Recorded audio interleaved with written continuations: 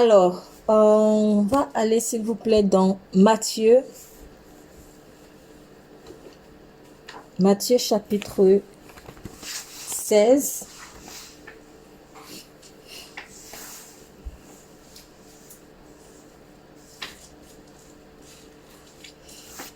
À partir du verset 21 jusqu'au verset 23. Matthieu chapitre 16, à partir du verset 21 jusqu'au verset 23 d'abord. Je vais faire la lecture, s'il te plaît. Matthieu chapitre 16, verset 21 à 23. On écoute la lecture. Dès ce moment, Jésus commença à montrer à ses disciples qu'il devait aller à Jérusalem, beaucoup souffrir de la part des anciens, des chefs, des prêtres et des spécialistes de la loi, être mis à mort et ressuscité le 3e jour. Alors Pierre le prit à part et se mit à le reprendre en disant : « Que Dieu t'en garde, Seigneur, cela ne t'arrivera pas. » Mais Jésus se retourna et dit à Pierre : « Arrière, Satan, tu es un piège pour moi, car tes pensées ne sont pas les pensées de Dieu, mais celles des hommes. » Très bien. Amen. Merci. Donc, on va poursuivre dans ce petit passage, mais déjà, là, on voit le Seigneur Jésus qui commence. Donc, c'est comme s'il ne l'avait pas fait avant. Il n'avait pas encore fait cela jusqu'ici. Il commence à faire connaître à ses disciples qu'il fallait qu'il allât à Jérusalem. Alors, pourquoi il commence? Parce que Dieu est un bon pédagogue. Dieu est un bon pédagogue, en fait.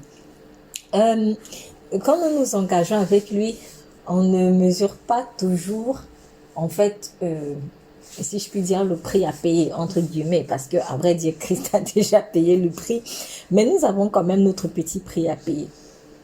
On ne mesure pas toujours tout. Pourquoi? Pas parce que Dieu veut vraiment nous cacher des choses, il n'est pas comme ça, mais c'est parce que déjà on ne comprend pas toujours ce qu'il dit depuis le début. On comprend pas. Deuxièmement, il faut pas oublier que la chair est un voile. La chair est un voile. Donc comme c'est un voile, eh ben on voit pas. Voilà. Christ à la croix a déchiré sa chair. Pourquoi? Parce que cette chair-là est constituée pour nous un voile. Donc, parfois même si Dieu va te montrer quelque chose là devant les yeux comme ça, il te montre sa lumière, mais en fait tu vois flou. Pourquoi? À cause de ta chair. Donc, Dieu est obligé de patienter le temps que ta chair se fissure. Et quand il fissure la chair, bon, ça dépend des saisons. Parfois, il va utiliser une simple lame. Voilà, donc la lame, elle est fine. Donc on va faire des petites entailles comme ça. Pic, pic, pic. Imaginez quelque chose d'épais. Voilà, imaginez un gros morceau de viande. Tiens. Imaginez un gros morceau de viande. Et puis, et qui a la peau dure, hein, qui a la peau dure. Moi, je sais pas quelle viande peut avoir la peau dure, mais bon, voilà, il y en a tellement. Mais en fait, on fissure juste avec la lame. Et puis, selon aussi les saisons, il va devoir prendre un couteau. Voilà, et là, il va entailler. Et en fonction de ces saisons-là, on va sentir moins de douleur, plus de douleur, jusqu'à ce qu'il puisse atteindre l'os. Et l'os qui aussi est très, très dur. Donc, le Seigneur, il va souvent nous dire des choses, mais on ne va pas tout saisir. Ce qu'il nous demande, ce qui est bien et beau pour moi, ce n'est pas de tout saisir en fait, parce qu'il sait qu'on ne peut pas. Il demande juste que tu lui fasses confiance. Dis oui, oui, je vais te suivre. Oui, voilà. Donc, on fait comme un enfant. L'enfant, il ne comprend pas tout quand tu lui dis. On te dit peut-être quelque chose, mais il obéit à la lettre. Oui, ok, maman a dit ça, mais pourquoi ta mère t'a dit qu'on fait comme si? Bon, moi, je sais pas trop, hein, mais bon... Alors, je dis pas qu'il faut jamais expliquer des choses aux enfants. Non, au contraire. Mais il y a des choses que vous pouvez pas leur expliquer. Vous allez juste leur dire, fais, obéis. Voilà, parce que pour l'instant, il n'est pas à même de saisir.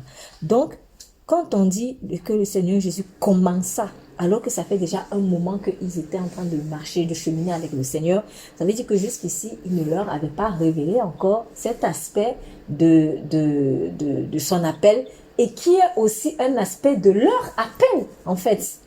Donc, parce que ce que lui fait, ils vont le faire. Ce que lui vit, ils vont le vivre.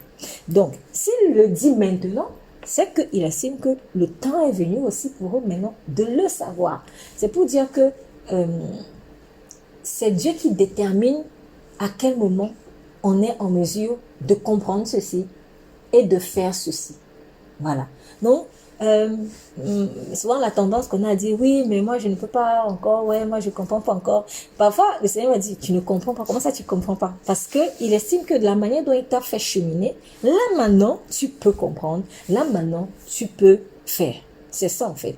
Donc, c'est Dieu qui donne le rythme de la croissance. Ce n'est pas moi qui donne le rythme de ma croissance.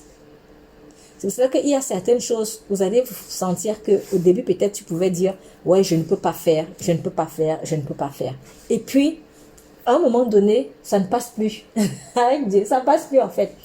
Ça passe plus. Donc, et tu vas même sentir dans l'esprit qu'il y a quelque chose qui a changé, mais comme la chair, elle résiste. Ou alors, il y a aussi le fait d'être habitué à dire que je ne peux pas, c'est resté. Mais sinon, en réalité, tu peux déjà. Et toi-même, tu sens que bon, les données ont changé, tu sens en toi qu'il y a quand même un changement. Mais ta bouche et ta tête veulent toujours... non, tes pensées, parce que c'est plus ça, tes pensées veulent rester encore sur l'ancien système de je ne peux pas. Non, non, tu peux. Maintenant, tu peux parce qu'il y a une saison qui est nouvelle. Donc, Jésus commença à faire connaître à ses disciples qu'il fallait qu'il allât à Jérusalem, qu'il souffrit beaucoup, donc pas un peu, mais beaucoup, de la part des anciens, des principaux sacrificateurs et des scribes, qu'il fut mis à mort, qu'il ressuscita le 3e jour. Bon. Alors, probablement que quand les disciples ont suivi, ils n'envisageaient pas cela. Et pourtant, c'est écrit dans la loi, hein, mais ils n'en avaient pas la révélation. Ou alors, peut-être qu'ils avaient déjà senti quelque chose, puisque ayant connu que c'était le Messie, le Fils de Dieu, ils savaient ce qui était dit sur le Messie. Ils savaient. Mais entre savoir et accepter, il y a souvent une distance. Et pourquoi je parle d'accepter? Parce que aussitôt que Jésus a dit cela, ce qui était logique c'était qu'il se conformait à la loi qui avait dit que le Messie allait souffrir, et eux, ils la connaissaient. Aussitôt, Pierre réagit. C'est-à-dire, ça n'a même pas... il n'a même pas fait... il n'a même pas eu un moment de réflexion. Je vais souffrir. Tac, il réagit directement. Pierre, l'ayant pris à part, se mit à le reprendre. Non, regardez, le disciple qui va reprendre le maître. Il le prend à part, il va le reprendre. En fait, quand tu prends à part quelqu'un, vous me dites quelque chose, c'est que tu estimes que c'est que c'est très sérieux. Tu te dis, ah ouais, là on me prend à part, me dire, là c'est quelque chose vraiment de très délicat, de très sérieux. Donc en fait, quand on voit l'attitude de Pierre, on peut penser à quelque chose de vraiment de solennel, trop important, trop... Et il le reprend. Pierre reprend le maître, il reprend son maître. En gros, tu as tort en fait, parce qu'on reprend quelqu'un qui normalement n'est pas dans le vrai, n'est pas dans le bon. Quelqu'un qu'on doit corriger. Quelqu'un qui s'est égaré, quelqu'un qui se trompe. Donc Pierre estime que le Messie se trompe. Il estime que celui dont il vient d'avoir la révélation, qu'il est fils de Dieu, est en train de se tromper. Et il dit, à Dieu ne plaise. Ça c'est encore très fort. À Dieu ne plaise. Donc ça ne peut pas plaire à Dieu. Et que ça ne plaise même pas à Dieu. Que ça ne plaise même pas à Dieu. Dieu qui l'a envoyé. Seigneur, cela ne t'arrivera pas. J'aimerais qu'on voit un peu, ça m'intéresserait en fait de voir dans des versions de français plus faciles, on va dire ça comme ça. Ce verset, parce que je pense que, je suis pas sûre que tout le monde saisisse ce que vraiment Pierre a voulu dire, même si ça paraît simple. Du coup, on va la prendre dans la version français courant. Alors, Pierre le prit à part et se mit à lui faire des reproches. « Dieu t'en garde, Seigneur, dit-il. Non, cela ne t'arrivera pas. Dieu t'en garde, donc que Dieu te garde de faire ce que lui-même t'a demandé. Que Dieu te garde. Que Dieu t'empêche de faire ce que lui-même t'a demandé. Mais en fait, ça n'a pas de sens, n'est-ce pas? On sait très bien que ça n'a pas de sens. Mais finalement, qui devait empêcher ou qui voulait en réalité empêcher Jésus d'aller à la croix? C'était lui-même. Je ne parle même pas de Satan. C'était lui-même en fait. C'était lui-même. Donc au lieu de dire, hey, non Seigneur, moi je ne veux pas que tu ailles à la croix. Hein. Il dit, à Dieu ne plaise. Pardon, il faut laisser souvent Dieu à côté. On prend nos propres volontés pour les volontés de Dieu. À Dieu ne plaise, Seigneur. Pourquoi tu dis Dieu ne plaise? Pourquoi tu es obligé d'embarquer Dieu dedans? Dis que toi, ça ne te plaît pas. Dis que toi, ça ne te plaît pas. Vous voyez comment on est, pardon, hein, mais on est souvent tellement mesquin, hypocrite. On est comme des petits serpents là souvent. On est comme des petits serpents. C'est cette nature du serpent là que le Seigneur veut enlever. Parce qu'on réussit à se convaincre que non, c'est Dieu, c'est Dieu. C'est lui-même Dieu qui m'a dit. Hein. D'ailleurs, il m'avait révélé par un songe que... En fait, on réussit à plaquer Dieu dans notre propre volonté. Et quand tu vois le caractère solennel de la chose, on prend à part. On fait des reproches. À Dieu ne plaise. Non. Pierre, dis que c'est toi c'est à toi que ça ne plaît pas. Faut pas mettre Dieu dedans. Faut pas mettre Dieu dedans. C'est plus honnête en fait. C'est plus honnête. Et d'ailleurs, on dit l'amour est honnête. 1 Corinthiens 13, l'amour est honnête. Dans la Pierre, si vraiment tu aimes quand même Jésus, je ne vais pas remettre en cause l'amour que Pierre avait pour Jésus, s'il l'aimait quand même. Mais c'était un amour qui devait être purifié. C'était un amour qui devait grandir. Voilà, c'est un amour qui va être purifié de ses souillures. Parce que l'amour est souvent, malheureusement, la graine de l'amour que Dieu dépose en nous, il y a des mauvaises herbes autour en fait de cette graine-là. Du coup, si on n'enlève pas ces mauvaises herbes vont étouffer la bonne graine. Vous voyez? Donc oui, Pierre aimait le Seigneur. Mais à côté de cette graine d'amour qu'il y avait pour le Seigneur, il y avait de mauvaises herbes, plein de mauvaises herbes. C'est ça. Donc, c'est ça que tu entends certains dire, oui, mais moi j'aime Dieu, hein, ou je crois en Dieu. Oui, ok, d'accord, tu crois, tu aimes tout ce que tu veux, mais il y a trop de mauvaises herbes autour. C'est ça. Et puis il y a l'arrogance. Tu aimes le Seigneur, mais tu l'appelles. Ça n'a même pas de sens. Oui, l'esprit de folie, ce n'était pas. Quand on parle d'esprit de folie, c'est vraiment pas une question d'insulte. Non. Mais c'est pour vous dire que toute personne qui veut rester en fait, soit dans la chair, ou alors dans l'enfantillage en général, l'esprit de folie va s'attacher à lui. Parce qu'il est écrit que la folie est attachée à l'enfant. C'est dans un livre de Proverbes. La folie est attachée au cœur de l'enfant. Donc, vous voyez la folie, il l'appelle Seigneur. Donc, Seigneur, c'est le boss. Et après, il lui fait des reproches au Seigneur.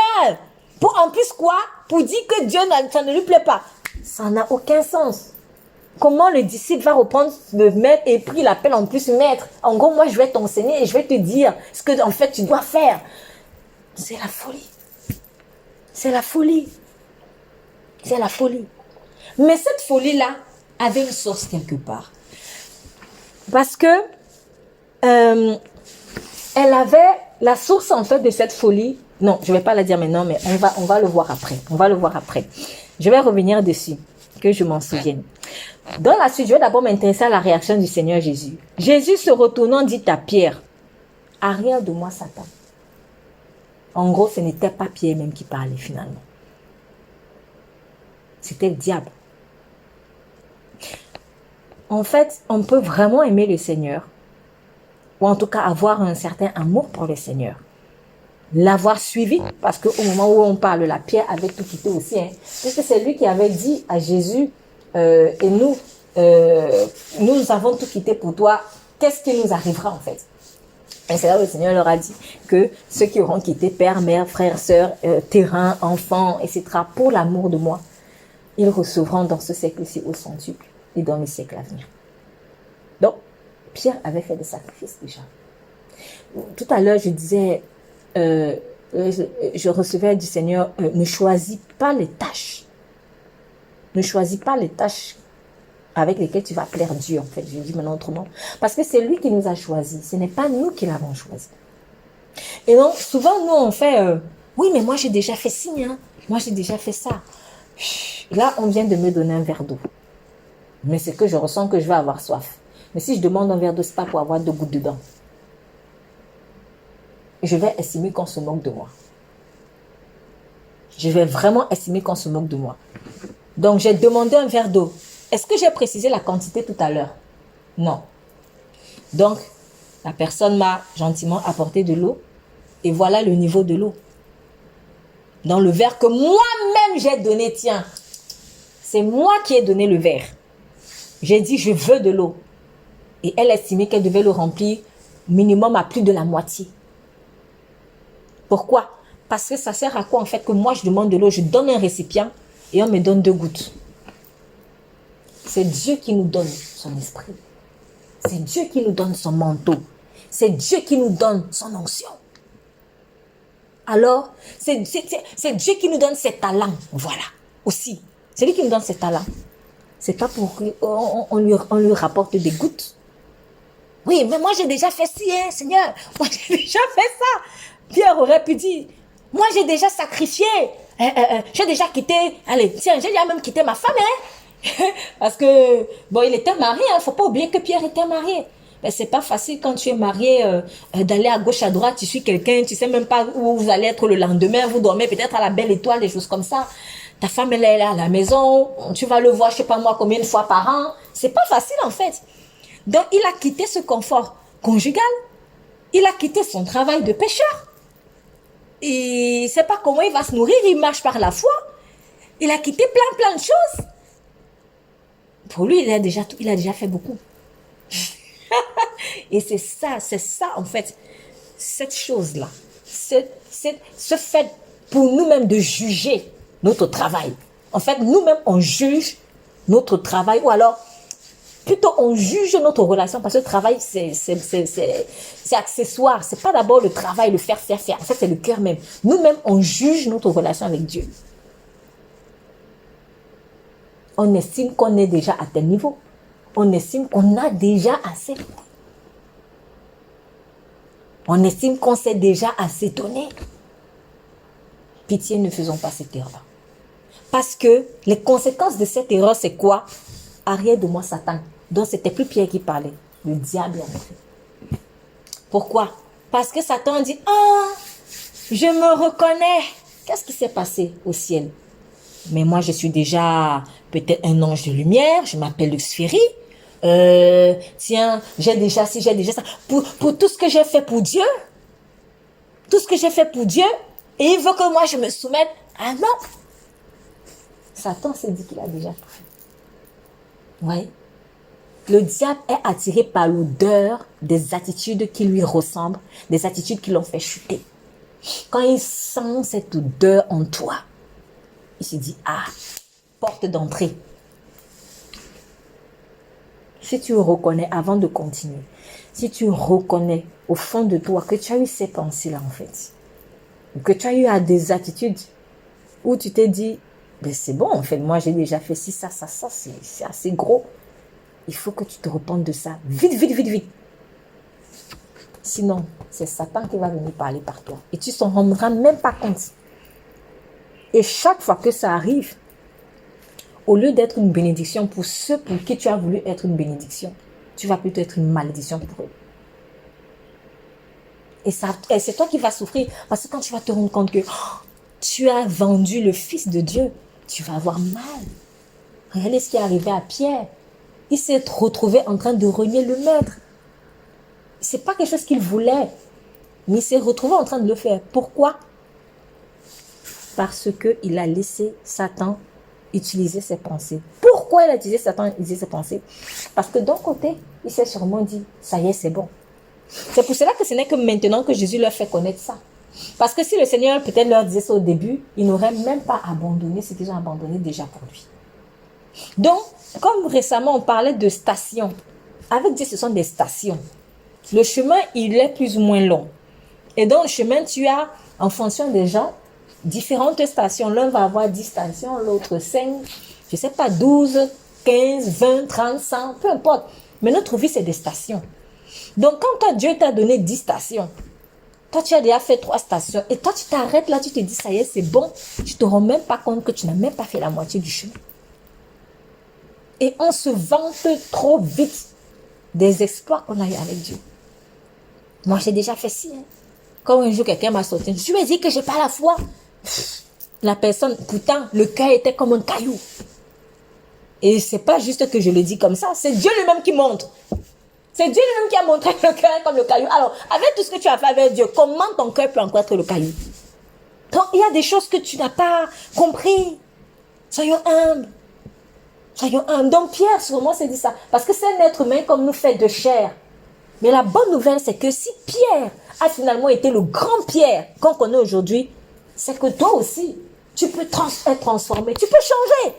En fait, l'idée, c'est de voir que ces personnes dont on apprécie vraiment la relation avec Dieu aujourd'hui ont été des personnes comme nous. Avec les mêmes défis dans la chair, les mêmes peurs, les mêmes sujets de frustration, etc. Donc, il ne faut pas les idolâtrer. Il ne faut pas se dire, ouais, moi, je ne suis pas Pierre, hein, moi, je ne suis pas Jacques, hein, moi, je ne suis pas Paul, hein, moi, je ne suis pas... Non, non, non, non. Oui, tu n'es pas lui, mais tu es toi. Mais en fait, comme Jacques dit, Élie était un homme de la même nature que nous. La même nature, faite de chair et de sang comme toi. Appelé aussi par Dieu, comme toi, tu es appelé par Dieu. À qui Dieu a demandé certaines choses, comme Dieu te demande certaines choses. Donc, ne dis pas que ça y est, c'est bon, moi, j'ai déjà fait ci, fait ça. Et souvent aussi, on se dit qu'on a déjà fait ci, fait ça, parce que ces choses que nous avons abandonnées pour Dieu, c'était tellement gros, c'était notre Dieu, en fait. Donc, pour nous, après ça, il n'y a plus rien. Alors qu'en fait, c'était un truc rikiki, quoi. C'était un truc rikiki, en fait. C'est pour cela que, moi, personnellement, j'aime bien cette parole qui dit, sachant que de prendre courage par rapport aux souffrances que nous vivons, parce que sachez que d'autres personnes dans le monde souffrent les mêmes souffrances pour Christ. Nous, on reste là dans notre petit coquille, et puis on se dit, ouais, ça y est, il n'y a que moi qui vis au monde. Non, non, il y a des gens qui vivent pire. Donc là, en vrai, franchement, c'est pas pour faire les comparaisons dans les défis. Mais à un moment donné, il faut franchement qu'on nous remette un peu les bretelles en se disant, il y a des gens qui vivent pire. C'est-à-dire, des choses que Dieu même te demande là. Il y a rien. C'est-à-dire, une autre personne, il va rigoler en fait. Et je le dis parce qu'à moi-même, Dieu me l'a dit. Hein. Il y a des fois où j'ai eu à crier, à dire, ouais, Seigneur, franchement, c'est trop et tout. Et à plusieurs reprises, il me donnait ce passage. Tu n'as pas encore souffert jusqu'au sang. Et à chaque fois que je travaillais dessus, ça m'énervait.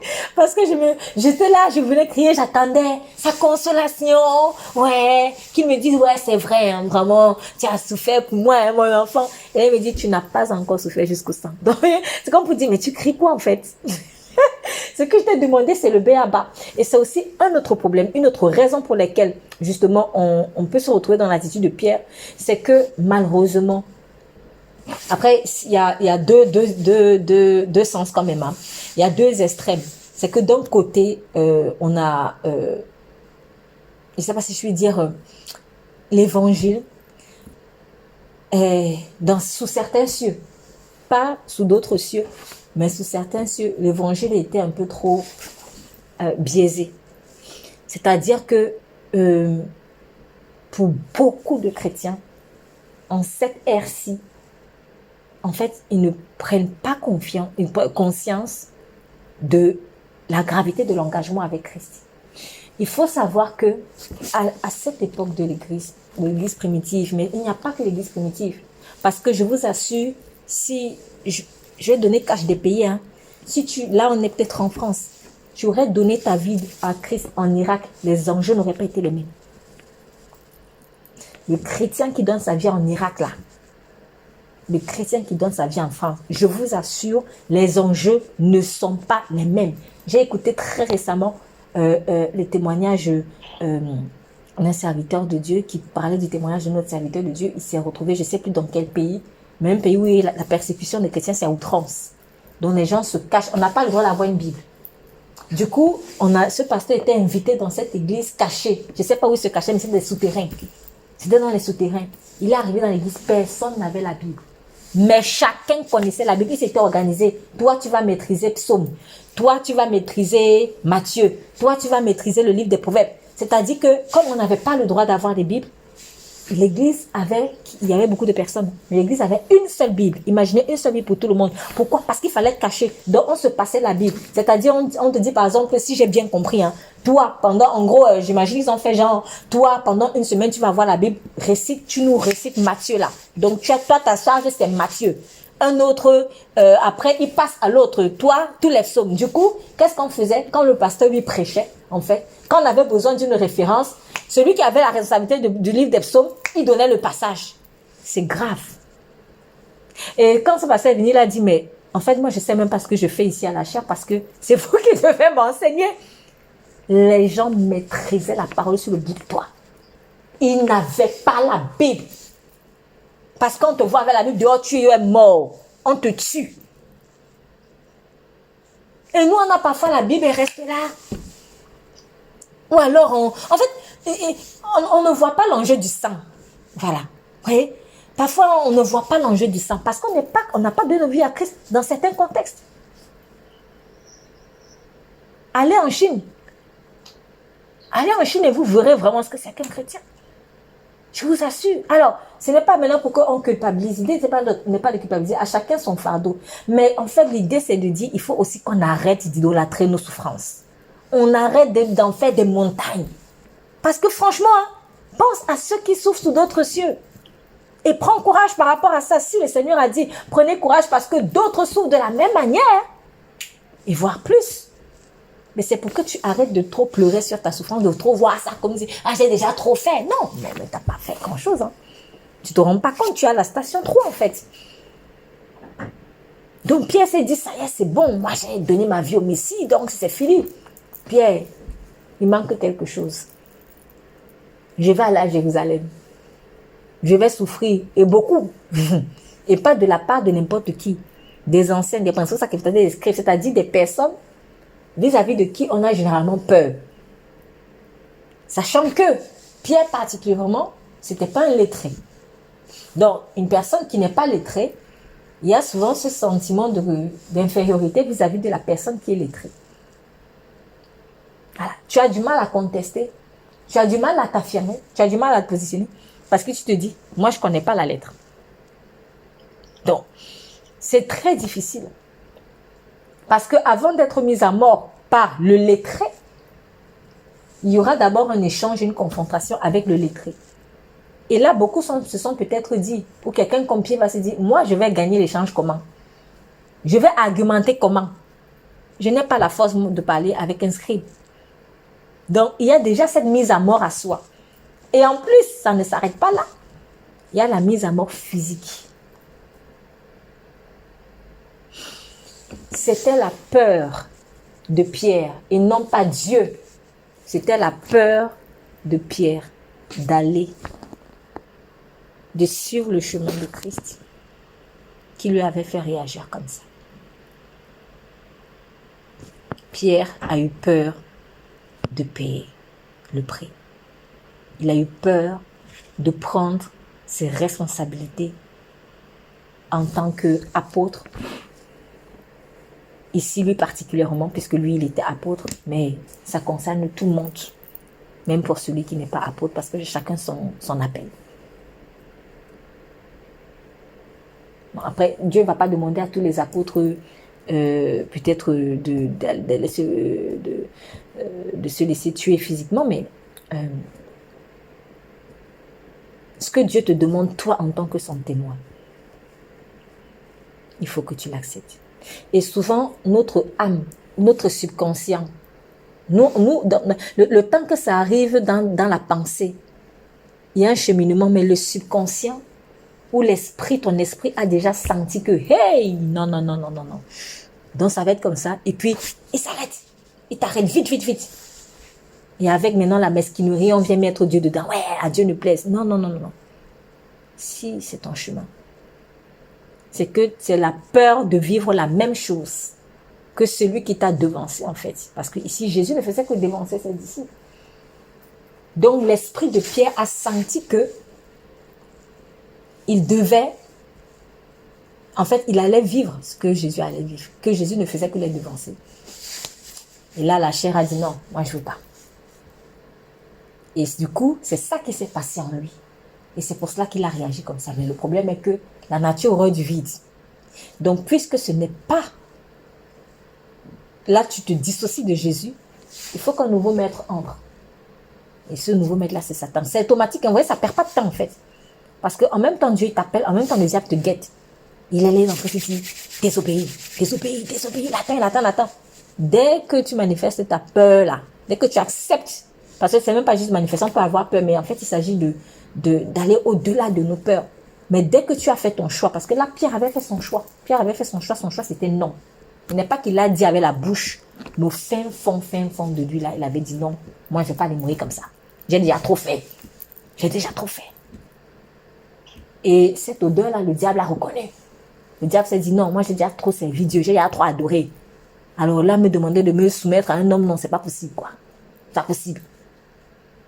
Et là, Satan reconnaît son odeur. Il s'est dit, yes, voilà mon pote, je vais entrer dans ses pensées. Et je vais l'aider. Et comme le diable se prend pour Dieu, c'est pour cela qu'il a soufflé à Pierre le fait de dire que c'est Dieu qui veut. C'est pas Dieu. C'est pas Dieu.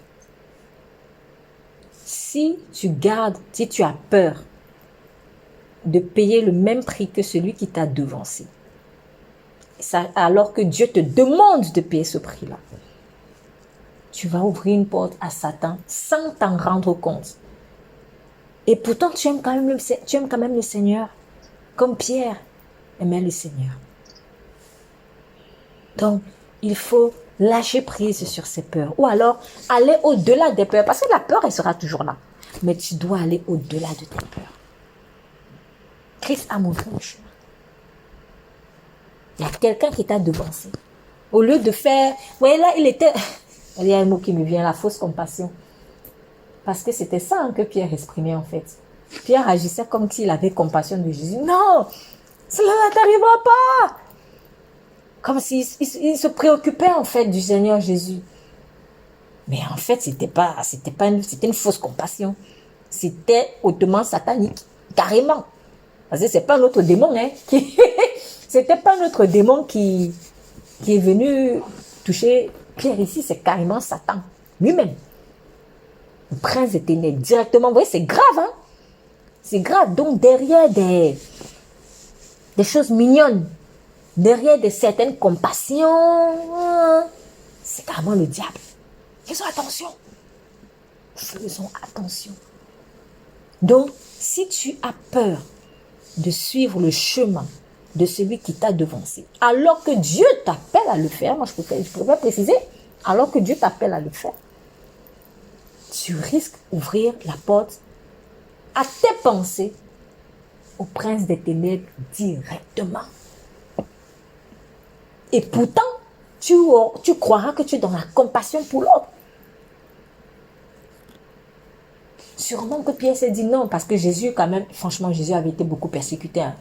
Au moment où il le dit, on sait que Jésus avait déjà été insulté, Jésus avait été rejeté en fait. Donc Pierre s'est dit non, c'est trop. Pierre s'est dit pour lui-même déjà, moi c'est trop. Moi j'ai déjà donné ci, ça. Je me suis déjà sacrifié pour ci, ça pour le suivre. Donc moi j'estime que c'est trop. Il voit Jésus, s'est dit ah non, il a trop souffert comme ça, tous les jours, on l'insulte, tous les jours. Et il vient faire la compassion. Mais non, c'était pas la compassion. C'était la prostitution, la peur. Que Dieu nous aide à nous libérer de nos peurs.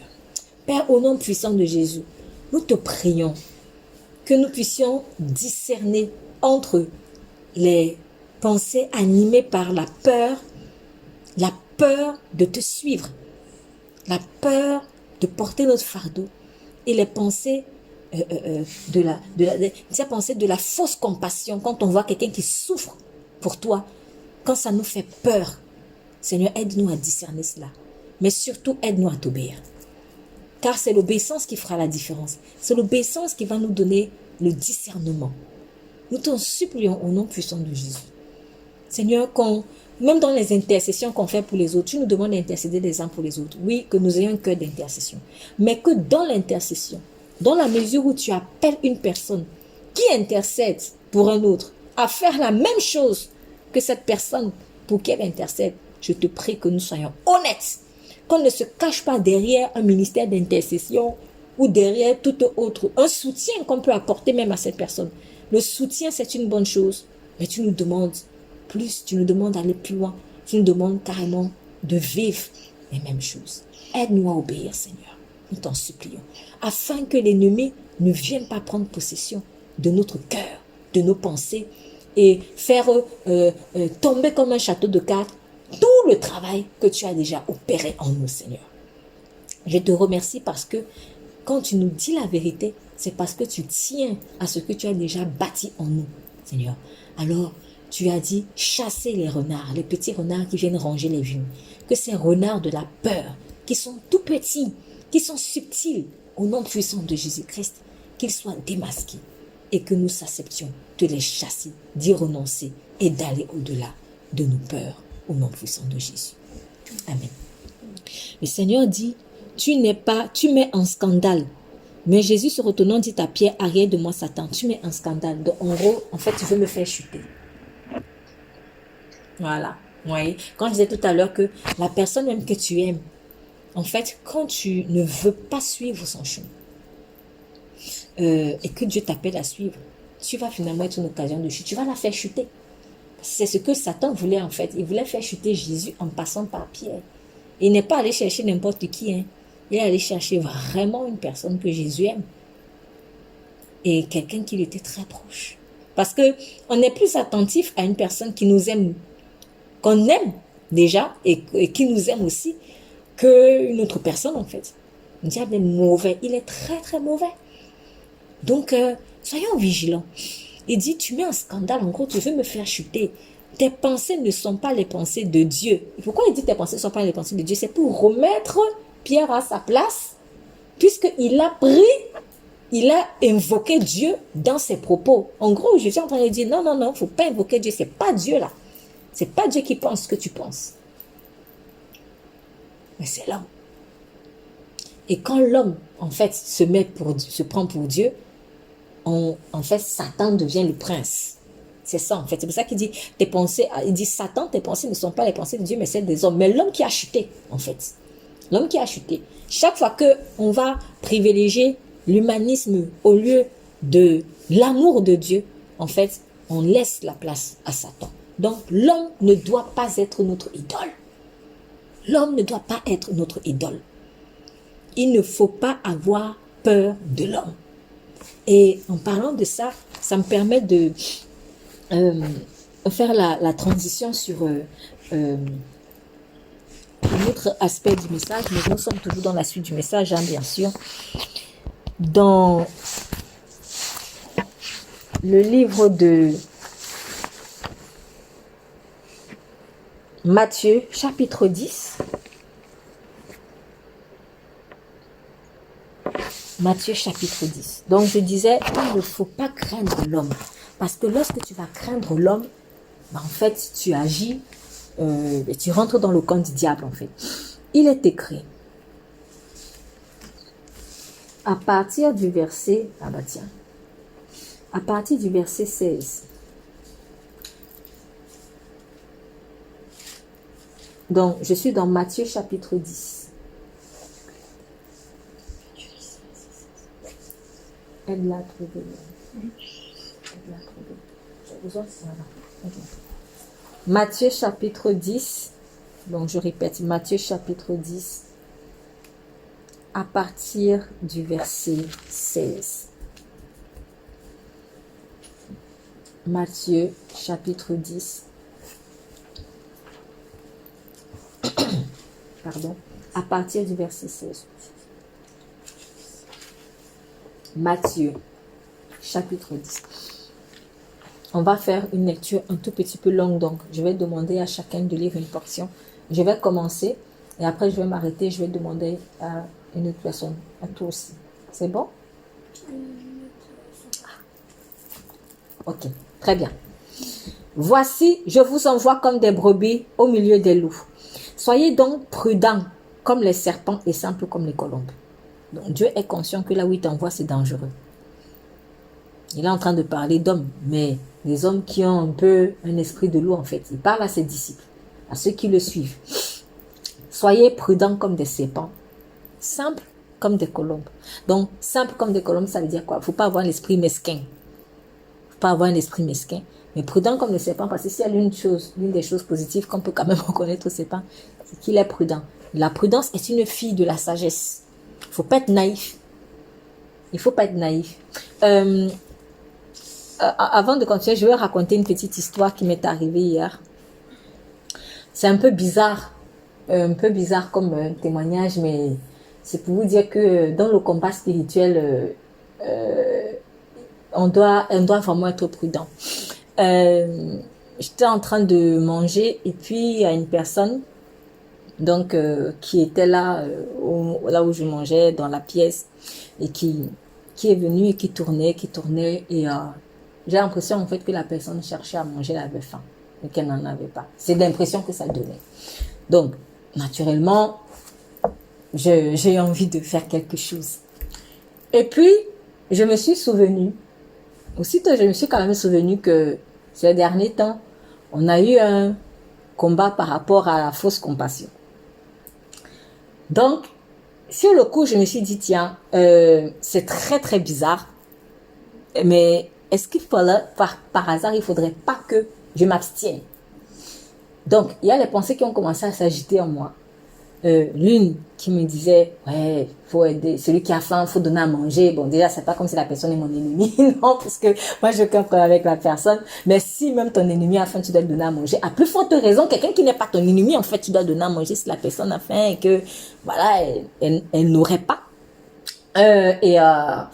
Mais d'un autre côté, premièrement, il y avait un tout petit malaise. Vous voyez, c'est parfois ce petit grain de sable qu'il y a dans la sauce qui me venait. Et puis, le souvenir de ce que il y a eu des pièges récemment, on a eu à prier pour ça, des personnes, en fait, de fausse compassion. Ce n'était pas forcément sur ce format-là, mais voilà, on a eu à prier vraiment pour ces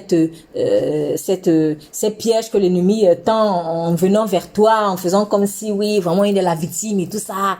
Donc, j'ai compris, en fait, que il y a ça quand même dans l'air. Donc, du coup, je me suis mise à prier, mais Dieu ne va pas toujours te répondre par une voix forte. Dieu répond aussi par le sentiment intérieur. Et parfois, Dieu ne dit rien, mais le silence de Dieu veut dire quelque chose. Parfois, Dieu ne dit rien. Pourquoi? Parce que il veut voir si tu as juste compris la leçon. Parfois, on est là, oui, Seigneur, est-ce qu'il faut? Le Seigneur aussi te regarde, tu dis, mais t'as pas encore compris, en fait. Voilà. Donc, parfois, vous pouvez avoir l'impression que Dieu se tait. Ce n'est pas que il n'est pas là, mais c'est qu'il estime qu'il t'a déjà donné assez d'outils pour que toi-même, en fait, tu comprennes que ça y est, c'est bon. Donc, du coup, j'ai pas vraiment le sentiment d'entendre clairement sa voix, comme je peux peut-être, ça peut marcher. Mais par mesure de prudence, je vais me dire, heureux l'homme prudent, je vais d'abord m'abstenir. Je préfère que Dieu vienne me reprocher si je me suis trompée de n'avoir pas secouru quelqu'un, parce que moi, c'est ce que je voulais faire. J'étais dans une amie où je vais secourir. Donc, je vais m'abstenir. Et c'était dur. C'était très, très dur. Parce que c'est allé un peu plus loin. Donc, il y avait d'autres personnes qui mangeaient dans la même pièce. Et elle est allée vers ces personnes. Et puis moi, j'étais là, je prenais mon plat et je me servais. Et en plus, j'avais cuisiné. Donc, j'avais mes plats, et je mangeais bien. Et après, je vois comment la personne me regarde. Mince. Elle me regarde intensément. Et là, ça commence à s'agiter. Là, je commence à dire sérieusement, Seigneur, mais Seigneur, est-ce que c'est pas par hasard pas qu'il l'envoie et tout? Après, je me dis encore, heureux l'homme prudent, reste tranquille. Et puis, je continue de manger.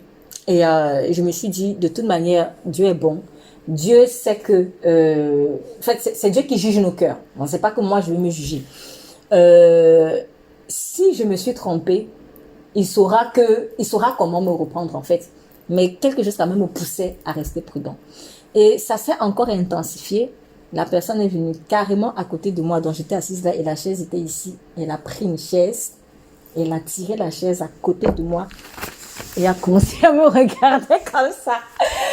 Et là, je me suis dit, tiens, c'est vraiment bizarre, c'était trop, trop gênant. Mais il y a eu moi, je me suis dit, si c'est vraiment un esprit de fausse compassion, là, je ne vais pas me laisser faire, pas de sentiment.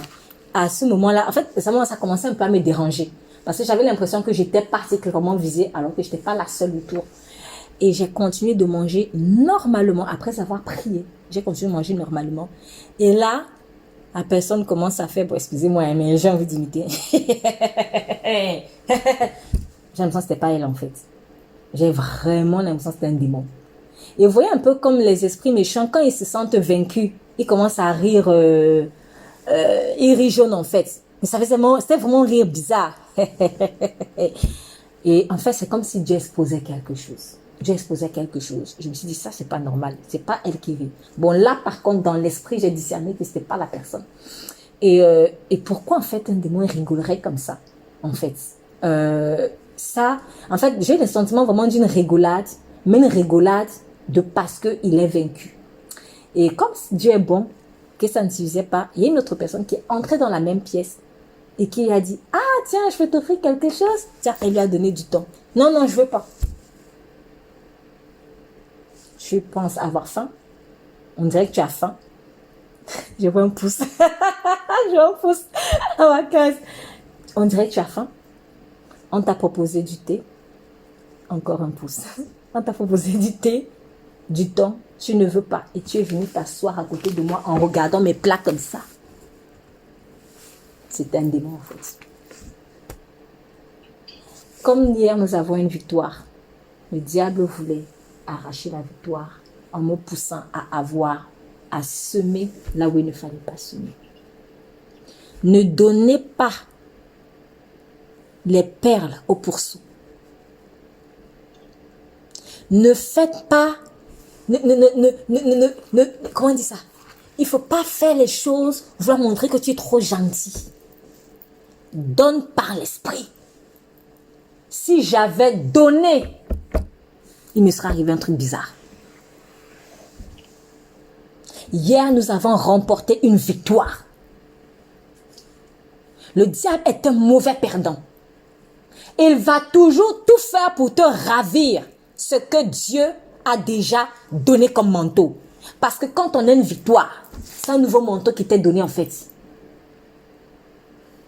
Et comme il sait très bien que je suis quelqu'un, bon, Dieu sait pas, je ne sais pas pour jeter des fleurs, mais Dieu travaille ses qualités. Mais je suis particulièrement très sensible à cela. Aider la personne qui est en détresse, des choses comme ça. Mais il a utilisé cette carte-là. Et c'est parce que j'ai résisté, parce que quand j'ai vu qu'elle insistait, je me suis dit, heureux l'homme prudent. Heureux l'homme prudent. À ce moment-là, j'ai décidé de bien manger. C'est-à-dire, je me suis bien assise. J'ai dit, non, là, je ne vais plus manger gêné. Je vais bien manger même. Et à ce moment, j'entends les démons rigoler. C'était vraiment un rire bizarre, en fait. C'était pas la personne. J'allais donner ce que Dieu m'a donné à un esprit méchant, croyant aider quelqu'un. Voilà comment aussi on tombe souvent dans des pièges. Mais vraiment, pas naïveté. Il y a des choses bizarres qui te sont arrivées parce que soit tu as donné ton argent, soit tu as donné ton habit, soit tu as donné ton, je sais pas ce que tu as donné, soit tu as seulement secouru. Parfois, c'est juste que tu as seulement secouru. Qui t'a envoyé aller secourir? Si c'est l'Esprit de Dieu qui t'a envoyé secourir, va secourir. Mais si Dieu t'a pas envoyé, pourquoi tu vas seul? Tu vas seul, tu comptes sur quoi? Et on ne doit pas utiliser la parole comme des automates. Oui, aider les pauvres. Tu dis ça comme un automate. Oui, mais est-ce que l'Esprit de Dieu te dit, là, on est quel jour? On est dimanche 29 septembre, 12h53. Est-ce que l'Esprit de Dieu te dit à 12h53, le dimanche 29 septembre, que aide entre guillemets le pauvre là? C'est ça la parole. La parole, ça doit pas être automate, toujours comme ça. Non, en fait, elle est fluide, elle est, comment dire, l'Esprit de Dieu, il est comme un vent. Aujourd'hui, il va te dire, fais ça. Aujourd'hui, il va te dire, ne fais pas ça. Aujourd'hui, pour la même situation, j'aurais donné ma main d'association, il me serait arrivé un truc bizarre. Comme par hasard, au moment où on sort d'une victoire. Et c'est parce que j'ai résisté, les démons ont senti que je ne mordais plus. Et vous voyez, je vous dis souvent, le cœur a une puissance. Parce qu'au début, mon cœur était troublé, mais je ne montrais pas. Puisque je fermais, je regardais un peu en bas, je ne montrais pas. Mais quand j'ai vu la personne venir vers moi, avec le regard comme ça, et après, elle vit ça. Là, j'ai seulement senti une odeur qui ne me plaisait pas. Une odeur dans l'esprit qui ne me plaisait pas. J'ai dit non, j'arrête de m'agiter dans l'esprit et je décide de bien manger, je ne donne pas. C'est quand j'ai décidé ça dans mon cœur, je n'ai pas parlé. Je crois que ça envoyé le puissant esprit, il a compris. Il a commencé à rigoler. Mais c'est vraiment comme dans les films. Hein. Et après, une personne vient, juste après une personne vient. Ah, tiens, j'ai dit, tiens, je te donne du temps. Non, non, je ne veux pas. La même personne qui vient de me regarder comme dans la pitié. Parce que soi-disant, elle a fait. Donc, elle est entrée dans la salle là que pour moi. Et pourtant, on était 1, 2, 3, 4, 5, 6, 7 personnes à peu près. Donc, quand elle tournait autour des autres là, en fait, c'était juste pour faire semblant. Mais la personne qu'on visait, c'était moi. Quand quelqu'un a besoin d'être aidé, peu importe la main qui vient le secourir, il doit prendre. Si toi tu dis non, moi je veux seulement que c'est elle qui me donne à manger. Pose-toi des questions. Pourquoi seulement toi? Tu as faim ou tu n'as pas faim? Pourquoi c'est seulement toi qu'on vise? Parce qu'on veut quelque chose de toi pour avoir un point de contact. Et après, demain, tu vas être attaqué, tu ne vas pas comprendre comment tu es attaqué. Soyez prudents comme des serpents. Il ne faut pas faire la compassion pour les compassions. Tu crois que quand tu fais ça, c'est que oui, le Seigneur va venir t'approuver parce qu'il a dit que quand j'avais faim, vous me donnez. Non, non, ça, tu veux gagner le salut par tes œuvres. Ça, c'est vouloir gagner le salut par tes œuvres. Le Seigneur dit qu'il est venu sur terre, il n'a pas passé son temps à guérir tous les aveugles du monde. Il allait exactement là où le Père l'envoyait. Il finit de prier, il s'est dit, levons-nous, allons à Génézareth. Parce que là-bas, à Génézareth, allons de l'autre bord. Ils sont allés à Génézareth. Parce que là-bas, il y avait un possédé. Est-ce qu'il n'y avait pas d'autres possédés là où il était? Va vers les possédés, les affamés, les souffreteux, où Dieu t'envoie. Ne choisis pas tes tâches. Ne choisis pas ce que tu vas aider. Aide seulement ce que Dieu t'a envoyé. Sinon, c'est le désordre. Si Dieu t'a donné 2 personnes, 3 personnes, 4 personnes précisément, fais attention, mais insiste sur elle. Va pas dire, oui, je vais semer comme ça, je vais semer comme ça. C'est le désordre. Tu vas t'embrouiller, tu vas pas évoluer. C'est un piège. Aide ce que Dieu t'a envoyé. C'est pour cela que Jésus a dit, Père, je prie pour ce que tu m'as donné. Donc, il y a des gens qui n'ont pas donné. Pour ce que tu m'as donné, quels sont ceux exactement que Dieu t'a donné? Dieu t'a pas donné une multitude comme ça. Sinon, il n'aurait pas commencé par 12. Est-ce que c'est que Dieu ne m'aimait pas? Dieu m'aimait, mais il fallait d'abord commencer par 12. Il s'est attelé sur ces personnes. C'est dans l'ordre qu'on est efficace. Donc, il ne faut pas montrer que tu es trop plus bon que Dieu, en fait. Et ne laisse pas aussi l'ennemi t'accuser. Ouais, elle ne m'aide pas, tout ça. Ça là, on s'en fout. Pardon, je suis un peu cash. Mais on s'en fout. Parce que c'est la peur de l'homme, en fait. C'est la peur de l'homme. Tu as peur que l'homme vienne te dire que tu n'es pas assez bon, que tu n'as pas pris soin de lui et tout ça. Mais s'il te dit ça, dis c'est lui, mais c'est Dieu qui te juge. C'est lui qui t'a donné les talents. C'est Dieu qui t'a donné les talents. Et c'est Dieu qui va te récompenser par ces talents. On n'investit pas dans n'importe quelle terre. On investit dans la terre que Dieu nous a envoyée. Même si c'est qui. On ne marche pas par les sentiments, on marche par l'esprit. Et plus tu marcheras par l'esprit, plus l'amour de Dieu va rentrer en toi. Donc j'ai compris que le silence que je ressentais là, c'est que Dieu me regardait aussi. Il me dit, mais attends, depuis le début de la semaine, toi, tu ne vois pas que tu as des attaques par rapport à la fausse compassion. Et là, en fait, j'ai décidé de m'atteler à ce qu'il m'avait appris récemment. Je me dis, en tout cas, moi, je préfère être prudent, je ne donne pas. Et dès que j'ai dit dans mon cœur, je me suis positionnée dans mon cœur parce que j'étais un peu agitée. Je ne savais pas trop, est-ce que je fais bien, est-ce que je ne fais pas bien. Mais alors, moi, je me suis dit, non, c'est bon, je me positionne. Moi, j'ai choisi de ne pas donner. Le Seigneur préfère que tu te positionnes même mal. Et après, il peut bien te corriger. Mais si tu ne veux pas te positionner, oui, mais je ne sais pas trop, oui, mais je ne sais pas trop, là, il ne peut rien faire. Donc, bon, par la grâce de Dieu, je m'étais bien positionnée quand même. Mais, et justement, c'est parce que je m'étais bien positionnée, là, le démon s'est manifesté. Mais sinon, je ne voyais pas ça. La personne venait avec un regard, pitié. Et pourtant, c'était un gros démon qui était derrière.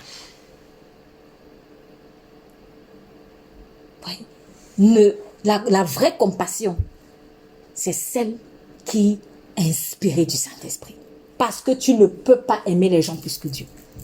Donc, fais confiance à Dieu. Quelqu'un vient te demander de l'aide. Seigneur, dois-je donner? Après, tu ne vas pas toujours peut-être faire ça à chaque fois. C'est-à-dire que tu auras 1000 personnes, tu ne vas pas toujours prier d'abord. En fait, comment tu vas faire pour t'en sortir? Pitié, sois rempli de l'Esprit de Dieu. Parce que quand tu es rempli de l'Esprit de Dieu, tu détectes plus vite. Tu n'auras pas toujours le temps d'aller dire que bon, attends, je vais aller prier. Après, tu vas prier. Non, non, non, non. Quand la personne va venir, parce que tu es rempli de l'esprit, tu sens vite. Donc pour ça, tu es obligé de te consacrer avec le Seigneur. Tu es obligé vraiment de te consacrer, de prendre ta relation au Seigneur très au sérieux. Sinon, tu vas faire des erreurs. Le voleur ne viendra pas avec les cornes. Il ne viendra pas toujours avec les cornes. Le voleur viendra même avec la fausse compassion. Ah oui. Oui, toi, comment tu peux me laisser? Comment tu peux me laisser? Toi qui es mon... Il n'y a pas que je te laisse pas. Dieu m'a dit, je fais. Dieu m'a dit, je m'abstiens. C'est comme ça. Sinon, on est en train de faire quoi? On est en train de s'adorer nous les hommes en fait. On s'adore nous les hommes, On n'est pas là pour adorer quelqu'un. Il est écrit, si je cherchais encore à plaire à l'homme, je ne serais plus serviteur de Christ. Oui, le diable est trop méchant. À peine on vient de sortir d'un hôtel. Donc, veillons quand on vient d'avoir des victoires. Veillons, soyons très prudents. Parce qu'au moment où tu es en train d'avoir une victoire, tu as déjà fini. Tu es même encore en train de cheminer pour rentrer chez toi. Là, il y a un truc qui t'arrive. Et tu vas aller jubiler pour la victoire alors qu'il n'y a même plus de victoire. On t'a déjà volé. Vous voyez? Et retenons aussi les leçons que Dieu nous a données. Retenons les leçons. Donc, on poursuit. Mettez-vous en garde. Tiens. Mettez-vous en garde contre les hommes. D'un côté, le Seigneur nous demande d'être prudent vis-à-vis de Satan, parce qu'il est rusé et qu'il est comme un lion rugissant qui rôde. Mais, il nous met aussi en garde contre les hommes. C'est triste, hein, quand même. C'est triste. Mais, si le Seigneur le dit, il faut le faire. Mettez-vous en garde contre les hommes. Pourquoi? Car ils vous livreront aux tribunaux et vous battront de verges dans leur synagogue. Vous serez menés à cause de moi devant les gouverneurs et devant les rois pour servir de témoignage à eux et aux païens. Mais quand on vous livrera, ne vous inquiétez ni de la manière dont vous parlerez, ni de ce que vous direz. Ce que vous aurez à dire vous sera donné à l'heure même. Car ce n'est pas vous qui parlerez, c'est l'Esprit de votre Père qui parlera en vous. Le frère livrera son frère à la mort, le père son enfant. C'est des choses qui vont arriver, qui arrivent. Ton propre frère, il va te faire du mal à cause de Jésus. Ton propre père, il va te faire du mal à cause de Jésus. Les enfants se soulèveront contre les parents. Ton propre enfant va te faire du mal à cause de Jésus-Christ. Donc quand toi, tu vas marcher avec Christ, l'enfant il ne va pas te reconnaître parce que l'enfant veut voir sa mère ou son père dans la chair. C'est ça. Et ils les feront mourir. Ton propre mari va essayer de te faire du mal à cause de Jésus. Ta propre femme va essayer de te faire du mal à cause de Jésus. Donc certaines personnes vont le vivre. Le Seigneur le savait, il avertit. Vous serez haïs. Haïr, c'est fort. La haine. On ne dit pas qu'on va être fâché contre toi. Parce que être fâché contre toi, c'est une chose. Mais on te dit, on va te haïr. La haine, c'est plus fort. Quand quelqu'un a de la haine, elle a quoi pour déboucher? C'est toujours le meurtre. Voilà. La haine, c'est comme ça. Dès qu'il y a la haine, c'est que si la personne a l'occasion de te tuer, elle ne va pas te louper. C'est juste que parfois, ce qui retient les gens, c'est quoi? C'est la loi, la peur d'aller en prison et tout ça. Mais si on décide si on décide de dépénaliser, par exemple, le meurtre ou l'assassinat, tu vas voir ton ami que tu aimes, avec qui même plutôt vous priez. Parce qu'on dit c'est dans les synagogues. La personne même peut-être avec qui vous priez, tu ne te rends même pas compte à quel point tu hais. Tu vas voir. Si ce n'est pas la loi même païenne, la loi du monde qui dit si tu tues, on te met en prison. Si on dépénalise ça, tu vas voir ce que ton propre ami que tu pries là va te faire. Il faut qu'on prenne conscience de ça. C'est très triste. C'est vrai, c'est triste. C'est triste. Mais c'est vrai. Donc, oui, Seigneur, mais pourquoi mes enfants me font ci? Et pourquoi mon père me fait ci, ma mère me fait ci? Pourquoi mon frère? Et le Seigneur a dit, ils vont te haïr. Il n'a pas dit seulement, ils vont te fâcher contre toi. Parce que tu peux ne pas être d'accord avec peut-être la voix religieuse de quelqu'un. Ça, c'est une chose. Mais le Seigneur ne dit pas qu'ils ne vont pas juste être d'accord. Ça ne veut pas dire que je vais jeter maintenant mon enfant à la poubelle. Non. On peut ne pas être d'accord sur certains points, on conseille de s'entendre. Dans le couple, est-ce que les mariés et les femmes sont toujours d'accord? Non, il y a des points, bon, il y a des divergences, mais on s'aime. Mais là, c'est pas ce que Jésus dit. Il a dit haïr. Donc, c'est-à-dire, quand ils te voient là, ils ont de vomir. Ils veulent te tuer. Pour eux là, pardonnez, hein, mais tu es comme juste de la vermine, en fait. C'est une expression, j'utilise une expression que j'avais entendue, je pense, dans un film chrétien où je voyais c'était des antéchrists, en fait. Ils traitaient les gens de vermine. Je me suis dit, mais c'est ça, c'est comme ça qu'ils nous voient, comme de la vermine. Donc, il faut que... Pourquoi est-ce que le Seigneur insiste? Parce que je crois que nous, on ne mesure pas à quel point on est haï. On ne mesure pas. Donc, quand quelqu'un te hait, il est prêt à venir faire les fausses compassions. Tellement la haine est forte. Comment quelqu'un peut se faire passer pour quelqu'un qui souffre juste pour te faire du mal? Mais toi, comme pour toi, tu te dis, non, c'est vrai, il n'est pas d'accord avec moi, il est fâché, mais c'est quand même mon sang. Ne réfléchis pas comme ça. Tu n'es plus son sang. Il ne te voit plus comme son sang. Il te voit comme un ver de terre à écraser. C'est triste. C'est triste, oui, mais c'est vrai. Moi-même, je suis choquée parce que je sais que ce qui s'est passé, c'est spirituel. Je sais que la personne est animée par des personnes. Je sais qu'elle est animée par des personnes, mais c'est triste de voir que des gens qui sont censés prendre soin de toi, te défendre, que le même sang doit couler dans vos veines, c'est eux qui viennent te faire ça en mode fausse pitié. Mais il faut avoir vraiment de la haine pour venir faire. Parfois même, ils viennent te demander pardon.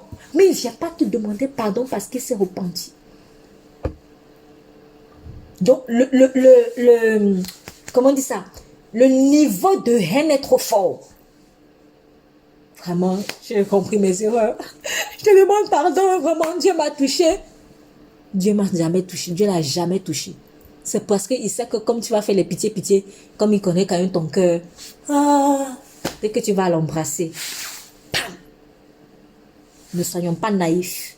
La naïveté, c'est le péché. Il y a un proverbe qui dit, c'est proverbe, nous sommes le 22, c'est proverbe 28, pardon. Il dit que les simples trébucheront. Les simples trébucheront. C'est un proverbe qui parle de la prudence.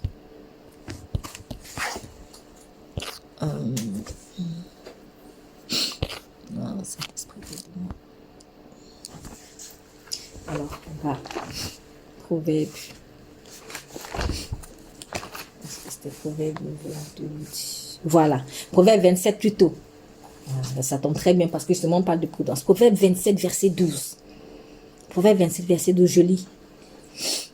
L'homme prudent voit le mal et se cache. Bon, si j'ai envie peut-être de prendre un exemple pratique par rapport à ce que je viens de vous raconter, ben c'est un peu ce que j'ai fait. Donc l'homme prudent, il voit le mal. Donc il sent que, il fait quoi? Il se cache. Donc moi, je peux dire que moi je me suis cachée dans l'expérience que j'en ai eue la semaine. Je me suis dit non, cette semaine quand même, il y a eu pas mal d'attaques par rapport à la fausse compassion. Je préfère me cacher dans la leçon que Dieu m'a donnée. Et on dit les simples, en fait c'est les naïfs, avancent, ils sont punis. Les simples avancent, ils sont punis. Donc tu ne peux pas voir le mal, ou alors on t'a déjà dit un truc, et tu continues d'avancer quand même. Non, là tu vas te prendre une punition en fait. Tu vas te prendre une punition. Dieu m'en a gardé hier.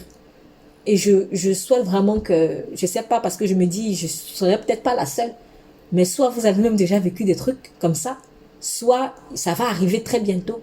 Donc, c'est pour ça que je donne ce témoignage. Soyez très prudents. La prudence et la méfiance, c'est pas la même chose.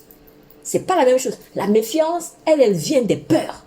Des peurs, des blessures non guéries, c'est pas la même chose. Attention. Parce que certaines personnes qui sont prudentes vont dire, il se méfie trop, il se méfie trop. Oui, c'est faux. C'est que tu n'as rien compris en fait.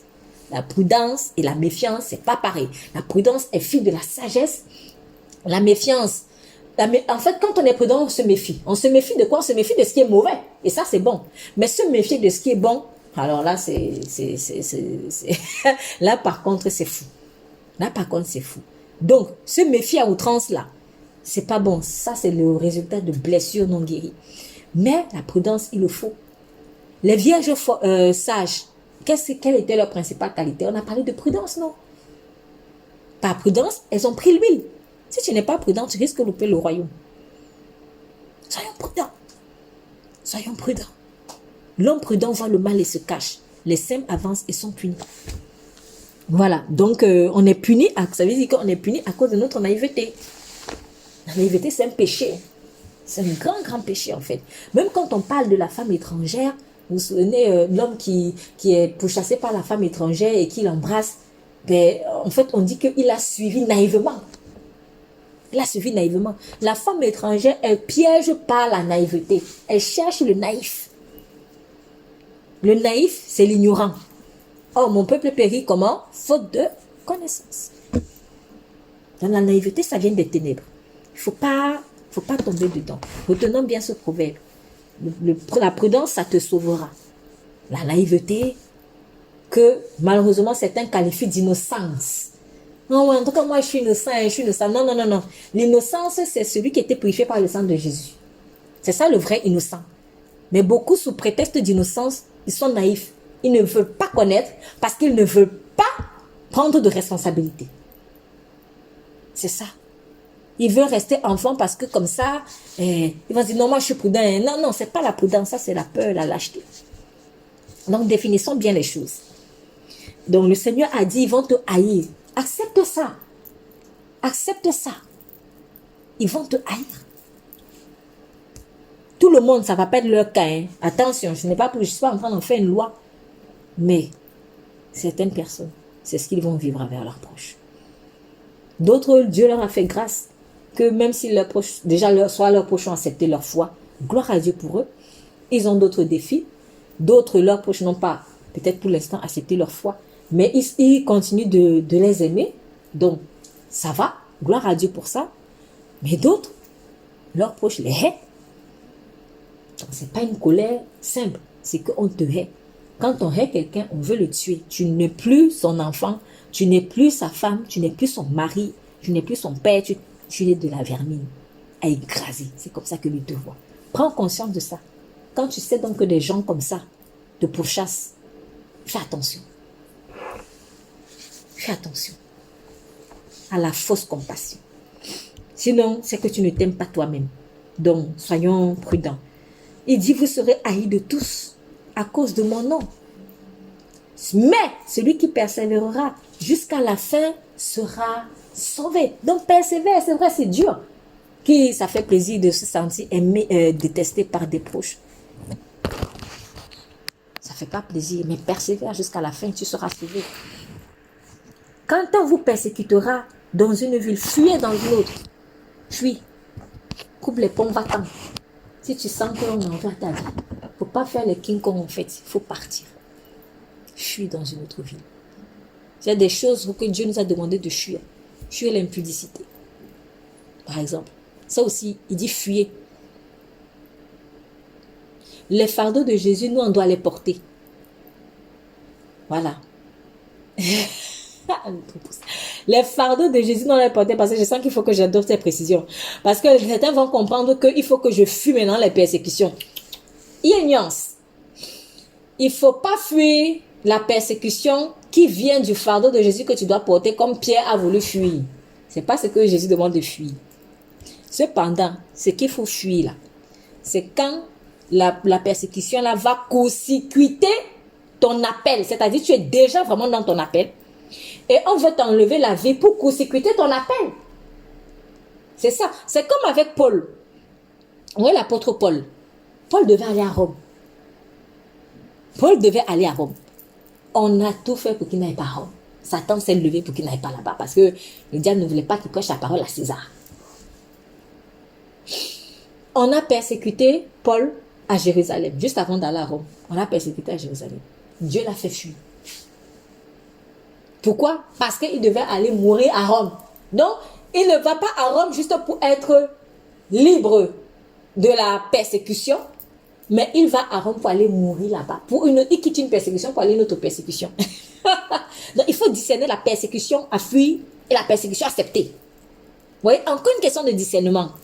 Discerne la persécution à fuir et discerne la persécution à accepter. Bon. Si Dieu a dit que tu vas vivre 90 ans sur terre, ce n'est quand tu vois qu'à 50 ans, on veut te tuer, quitte l'endroit, va ailleurs. Voilà. Parce que on ne doit pas consécuter ton appel. Ton temps n'est pas arrivé. Mais certaines personnes, justement, en parlant de proches, ils veulent rester avec leurs proches, alors que chez leurs proches, on leur fait du mal. Pourquoi? Parce qu'ils disent, non, c'est quand même ma famille. Non. Tu ne vas pas être étouffé parce que c'est ta famille. Tu vois bien qu'ils veulent te tuer. Tu vois bien que cet ami-là te veut du mal. Lève-toi, va-t'en. Et prêche la parole ailleurs. Comme le Seigneur un jour m'a dit, tu n'es pas né sur terre uniquement pour ta famille. J'ai d'autres personnes. Il m'a dit, il y a des familles qui vont m'accepter. Je t'envoie là-bas. Voilà. Donc, arrête de t'accrocher à cette personne. Parce que ça passe seulement peut-être question de famille, mais c'est une personne que tu aimes. À cette personne alors que tu vois que tu es en train de mourir en fait à petit feu. Lève-toi et avance. Mais ça ne veut pas dire que là où tu vas aller là-bas, tu ne vas pas avoir des persécutions. Hein. Parce que certaines personnes se disent, ah oui, Dieu m'a sauvé, je les ai quittés, ces gens-là qui en voulaient à ma vie. Tu arrives là où tu arrives, tu vois que peut-être c'est pire, tu commences encore à pleurer. Oh Seigneur, qu'est-ce que tu m'as fait? Non, en fait, c'est que ce n'était pas à Jérusalem que tu devais mourir à Rome. Donc, accepte la persécution de Rome. Mais celle de Jérusalem, il faut partir. Voilà. Donc, je le dis pour ceux qui croient que quand Dieu les a fait quitter un endroit, c'était juste pour les mettre à l'abri de la persécution. Non. Peut-être là où tu vas aller, c'est pire. Ici, l'enjeu, ce n'est pas ta vie physique, en fait. L'enjeu, c'est ta place réelle. Est-ce que tu as ta place? Il y a eu des fois où on a voulu tuer Jésus avant son temps. Il a fui. Pourquoi? Parce que c'était à 33 ans qu'il devait mourir. C'était pas à 30 ans. C'était pas à 31 ans. C'était pas à 32 ans. Il a fui. C'est pour cela que quand on a vu l'arrêté à Gethsémani, qu'est-ce qu'il a dit? Je prêchais dans les synagogues et autres, dans les rues, en public. Vous n'avez rien fait. Mais maintenant, c'est votre heure. Donc, il faut aussi que tu puisses discerner, en guillemets, l'heure des ténèbres dans ta vie. Quand c'est l'heure des ténèbres dans ta vie, laisse qu'on t'arrête. Laisse qu'on t'arrête. Laisse qu'on te crache dessus. Laisse qu'on t'arrache la barbe. Laisse qu'on te mette la couronne d'épines. Laisse. Quand c'est ton heure. Donc, il y a des fois où Dieu t'a sauvé, il t'a fait fuir. Mais ce n'était pas, ça va pas durer. En fait, ça va pas être éternel. Ne crois pas que tu vas toujours fuir. En fait, tu fuis ce qui n'est pas dans ton appel. Mais ce qui est dans ton appel, il faut que tu portes le fardeau. Porte le fardeau. C'était à Gethsémani que Jésus devait être arrêté. Il s'est laissé faire. Parce que maintenant, c'était son heure. Voilà. Et c'était hors de Jérusalem qu'il devait mourir. C'était hors de Jérusalem que Paul devait mourir aussi. Donc, Jésus est mort hors de Jérusalem, à Golgotha. Paul ne devait pas mourir à Jérusalem. Paul devait mourir à Rome. Donc, si je veux un peu aller, pour être même plus clair, ça peut être choquant. Mais tout le courage que Paul a eu à avoir pour ne pas mourir à Jérusalem, c'était pour enfin mourir à Rome. Voilà. Donc tout le courage que tu es en train de brasser là, pour ne pas mourir là où tu es, c'est pour aller mourir là où Dieu t'envoie. C'est pour aller mourir à toi-même là où Dieu t'envoie. Dieu t'a peut-être sauvé de la persécution de Jérusalem, mais il ne va pas t'enlever la persécution de Rome, parce que c'est à Rome que tu devais mourir.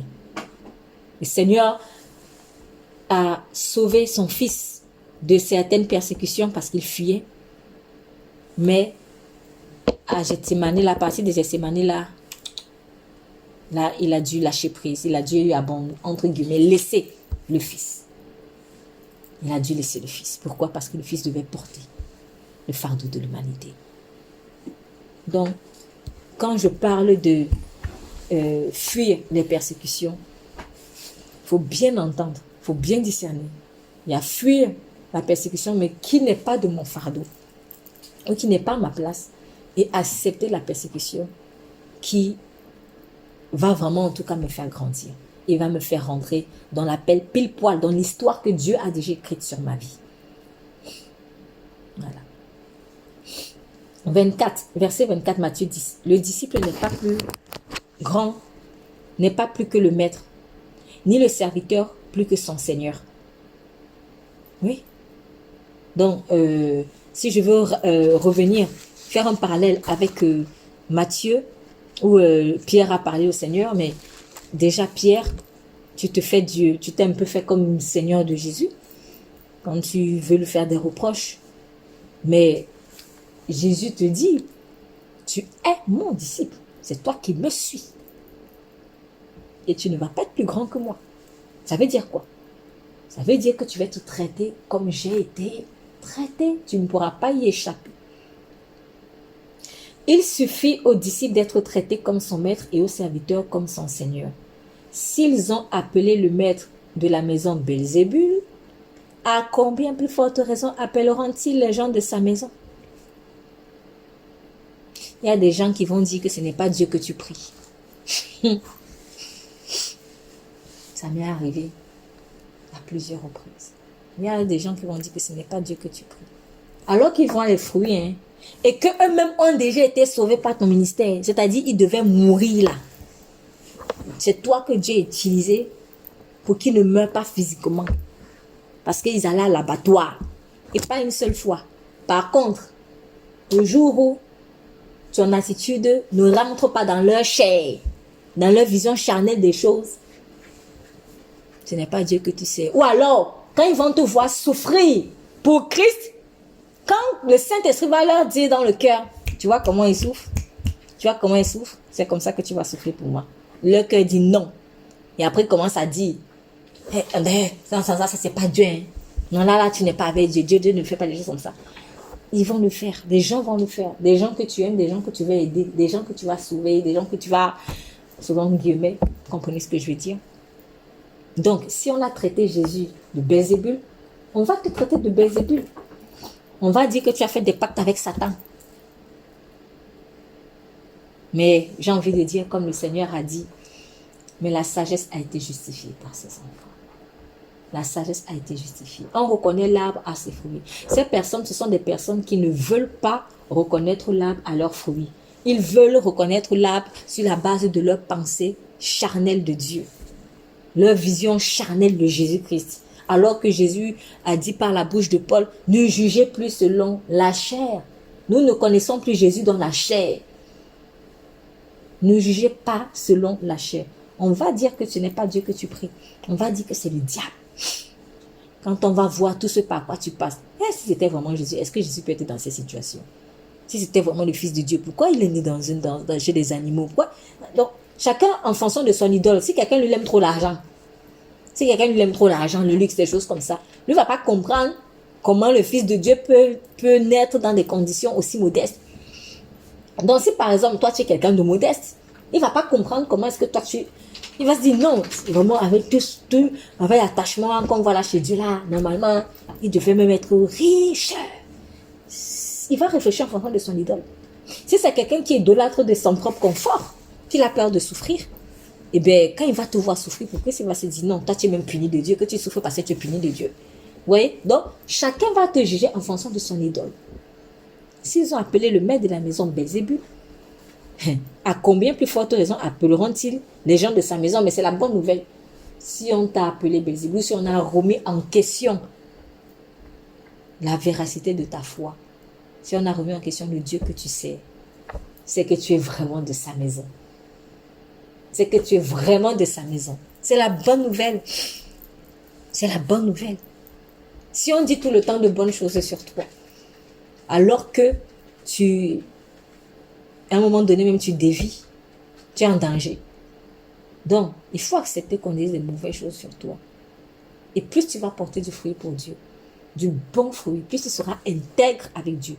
Moins tu seras idolâtre du monde, moins tu seras idolâtre de l'argent, moins tu seras idolâtre j'ai parlé de la famille, tiens, de l'homme en fait. Moins tu auras la crainte de l'homme, plus tu vas être traité de Belzébul. Moins tu seras idolâtre du monde, plus tu vas être traité de Belzébul. Alors, j'aimerais quand même faire une petite parenthèse sur ceux qui ne marchent plus avec le Seigneur et qui, à cause de cela, se retrouvent en train de récolter les fruits de leur méchanceté. Et ils vont souvent utiliser ce verset-là, ils vont se dire que, ben ouais, non, moi je vis ça parce que je suis persécuté, hein, parce que Jésus était persécuté. Non, non, ça aussi, il faut discerner persécution et persécution. Donc, tu peux être persécuté parce que tu suis vraiment le Seigneur Jésus-Christ. Les fruits parleront d'eux-mêmes. Mais tu peux vivre certaines persécutions parce que justement, tu ne marches plus avec le Seigneur. Donc, le diable lui-même s'occupe de toi. Et les fruits parleront aussi d'eux-mêmes, en fait. Parce que même lorsque les pharisiens et toutes ces personnes, parce qu'il n'y avait pas que les pharisiens, on parle beaucoup de pharisiens, mais il n'y avait pas que les chefs religieux, il y avait aussi des personnes du peuple. C'est tout le monde qui a dit crucifie-le. Hein. C'est tout le monde, hein, parce qu'on regarde beaucoup les pharisiens, les scribes et tout ça, mais les anciens, mais en fait c'est tout le peuple quand même, jusqu'à Barabbas. Barabbas était vraiment content qu'on le fasse sortir, alors que c'était un meurtrier. Il aurait pu aussi dire, non, je ne mérite pas. Tiens, il aurait pu dire ça. Non, moi je ne mérite pas. Comme le brigand qui était à la croix a dit à l'autre brigand, mais nous au moins on mérite. Mais lui ne mérite pas. Mais Barabbas, il a fait peut-être genre, je sais pas. Moi, après, j'espère que on n'a pas la suite, mais peut-être que par la suite, après, il s'est repenti. Mais en tout cas, ce que je veux dire, c'est qu'on peut vivre des persécutions. Barabbas, il était peut-être persécuté. Elle était enfermée. Il était maltraité. Pourquoi? Parce qu'il avait mal agi. Et pourtant, il agissait peut-être... bon, alors là, je vais un peu... Je ne dis pas que c'est exactement ça, mais c'est juste que j'avais vu un film, une version, le film de Jésus de Nazareth. Et on avait présenté Barabbas comme un zélote à ce moment-là. Bon, je ne sais pas si Barabbas était vraiment un zélote ou pas, mais quoi qu'il en soit, les zélotes existaient. Les zélotes existaient et c'était des patriotes. Donc, c'était des personnes qui voulaient défendre leur patrie Israël.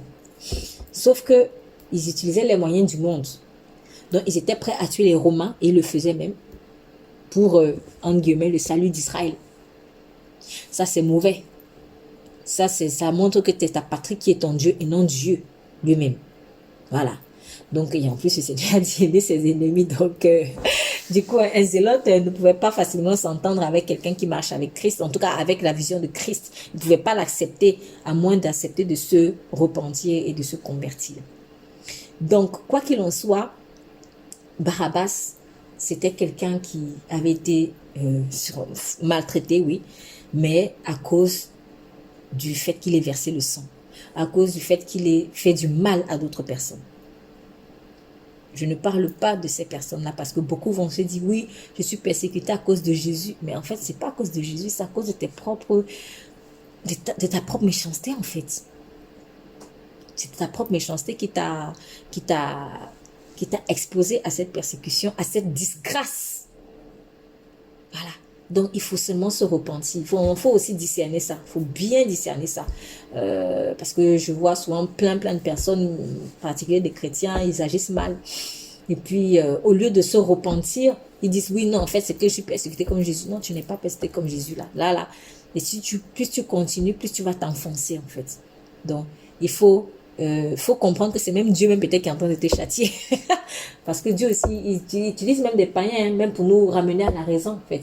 Ouais, ou alors il nous expose à notre sujet d'idolâtrie. Mais Dieu le fait parce qu'il t'aime.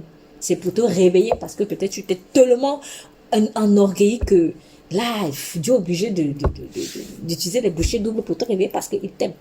Donc, faut pas te dire que tu es persécuté parce que là, tu suis Jésus alors que tu ne suis plus vraiment Jésus. Tu suis tes propres ambitions. Et en plus, tu as fait souffrir beaucoup de personnes. Ou tu fais souffrir beaucoup de personnes. Donc ça, c'est une chose. Mais en tout cas, il faut savoir aussi que il y a des personnes qui suivent sincèrement le Seigneur, qui sont prêtes à mourir pour le Seigneur. Parce que c'est ça. Quand on aime Jésus, là, à un moment donné, on est prêt à mourir pour lui. Ouais, là, on va être persécuté. On va vraiment être persécuté, en fait. Donc, et de là, on va tellement être persécuté que on va être traité, en fait, de Belzébul. On va dire que c'est pas Dieu compris, que c'est notre Seigneur, que c'est un démon, qu'on a fait du pacte avec le diable, des choses comme ça. Ouais. Donc ça va arriver. Ta famille ou tes gens, ou les gens qui te sont proches, ou des amis, Ils vont dire que ben, c'est le diable et qu'ils vont te dire reviens à la raison. Reviens à la raison, reviens sur le droit chemin. Ils vont me dire, je vois souvent dans certains commentaires, oh, on prie pour toi. On prie pour toi. Ils vont soi-disant prier pour lui, mais c'est pas pour toi. Mais c'est pas des prières qu'ils vont faire pour toi, ce sont des incantations. Des incantations de sorcellerie qu'ils vont faire pour toi. Parce que quand tu pries au nom d'un faux Dieu, tu fais de la sorcellerie contre la personne vis-à-vis de qui tu pries. Mais eux, ils sont convaincus de faire du bien. Voilà. Il dit, ne les craignez point, ne crains pas ces personnes, ne crains pas l'homme. Car il n'y a rien de caché qui ne doit être découvert, ni de secret qui ne doit être connu. Par exemple, si je veux reprendre le petit exemple que je vous ai donné tout à l'heure par rapport à ce qui m'est arrivé hier, vous voyez, à un moment donné, quand je me suis positionnée, Dieu a permis que les choses soient exposées et que je réalise que, ben, en fait, la personne, quand il venait comme ça, c'était un esprit méchant qui l'animait. Rien de ce qui est dans les ténèbres va être resté dans les ténèbres. Dieu va exploser le cœur des gens. Dieu va exploser le cœur des gens. Et elle est même ces personnes qui ont crucifié Jésus à un moment donné.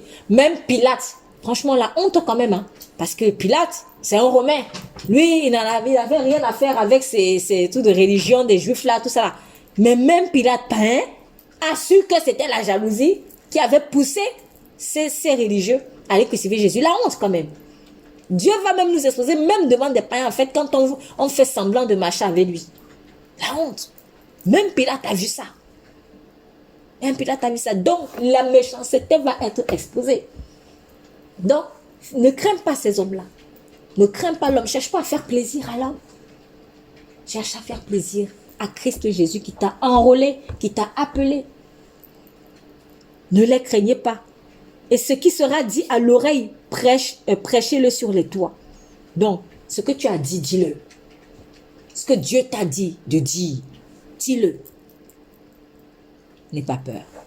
N'ayons pas peur. Ne craignez pas ceux qui tuent le corps et qui ne peuvent tuer l'âme. Craignez plutôt celui qui peut faire périr l'âme et le corps dans le gène. Vous voyez le niveau où le Seigneur les appelait. Le Seigneur parle de mort physique. Hein? Et comme je vous dis, en fait, nous sommes dans une ère où malheureusement, on a tellement cajolé, je sais pas comment, on a donné un évangile, viens, Jésus va te bénir. Et c'est vrai, mais ça c'est resté là, en fait. De telle sorte que pour beaucoup de chrétiens aujourd'hui, ça leur paraît étrange. Quand on leur dit on va les tuer pour Jésus, ça leur paraît étrange. Pour certains, pas tous, Dieu merci. Ça leur paraît étrange. Non, il ne faut pas que ce soit étrange.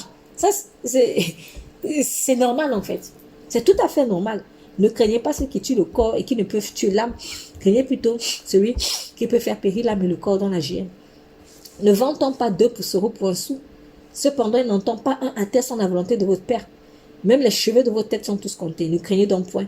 Vous valez beaucoup plus que des passions. Donc, tu es la prunelle de Dieu. Ce qui veut dire qu'il va te protéger. Il va te protéger. Et quand il dit que ne vantons pas 2 passereaux pour un sou dans les oiseaux, cependant, il n'entend pas un à terre sans la volonté de votre Père. Ce qui veut dire que les oiseaux même qu'on voit là, s'il y en a un qui meurt, c'est parce que Dieu a voulu ou permis. Donc, si Dieu même, en fait, c'est-à-dire que si même on te met à mort, soit mort dans la chair, ou soit même physiquement, hein, comme beaucoup malheureusement de chrétiens dans le monde, sache que c'est Dieu en fait qui a permis ou qui a voulu. Comme il a fait avec Étienne. Et franchement, là où Étienne est aujourd'hui, il n'a rien à envier ici, super. Il n'a pas à nous envier en fait. Il est très bien là où il est. Alors, il ne s'agit pas maintenant d'avoir des instincts suicidaires. C'est pas ça. Mais c'est pour dire, si tu vois qu'on en veut à ta vie, sache que si quelqu'un t'ôte la vie et que vraiment, oui, tu meurs, c'est que Dieu a permis. Et il sait pourquoi. Et aussi, cette personne qui t'en veut, elle ne pourra pas toucher le moindre de ton cheveu si le Père ne permet pas. Tant que ce n'est pas ton temps sur terre, tu ne quitteras pas cette terre. Tant que ce n'est pas ton temps sur terre, tu ne quitteras pas. Moi, je crois qu'il faut vraiment qu'on accepte ça. Quand ce n'est pas ton temps, ce n'est pas ton temps.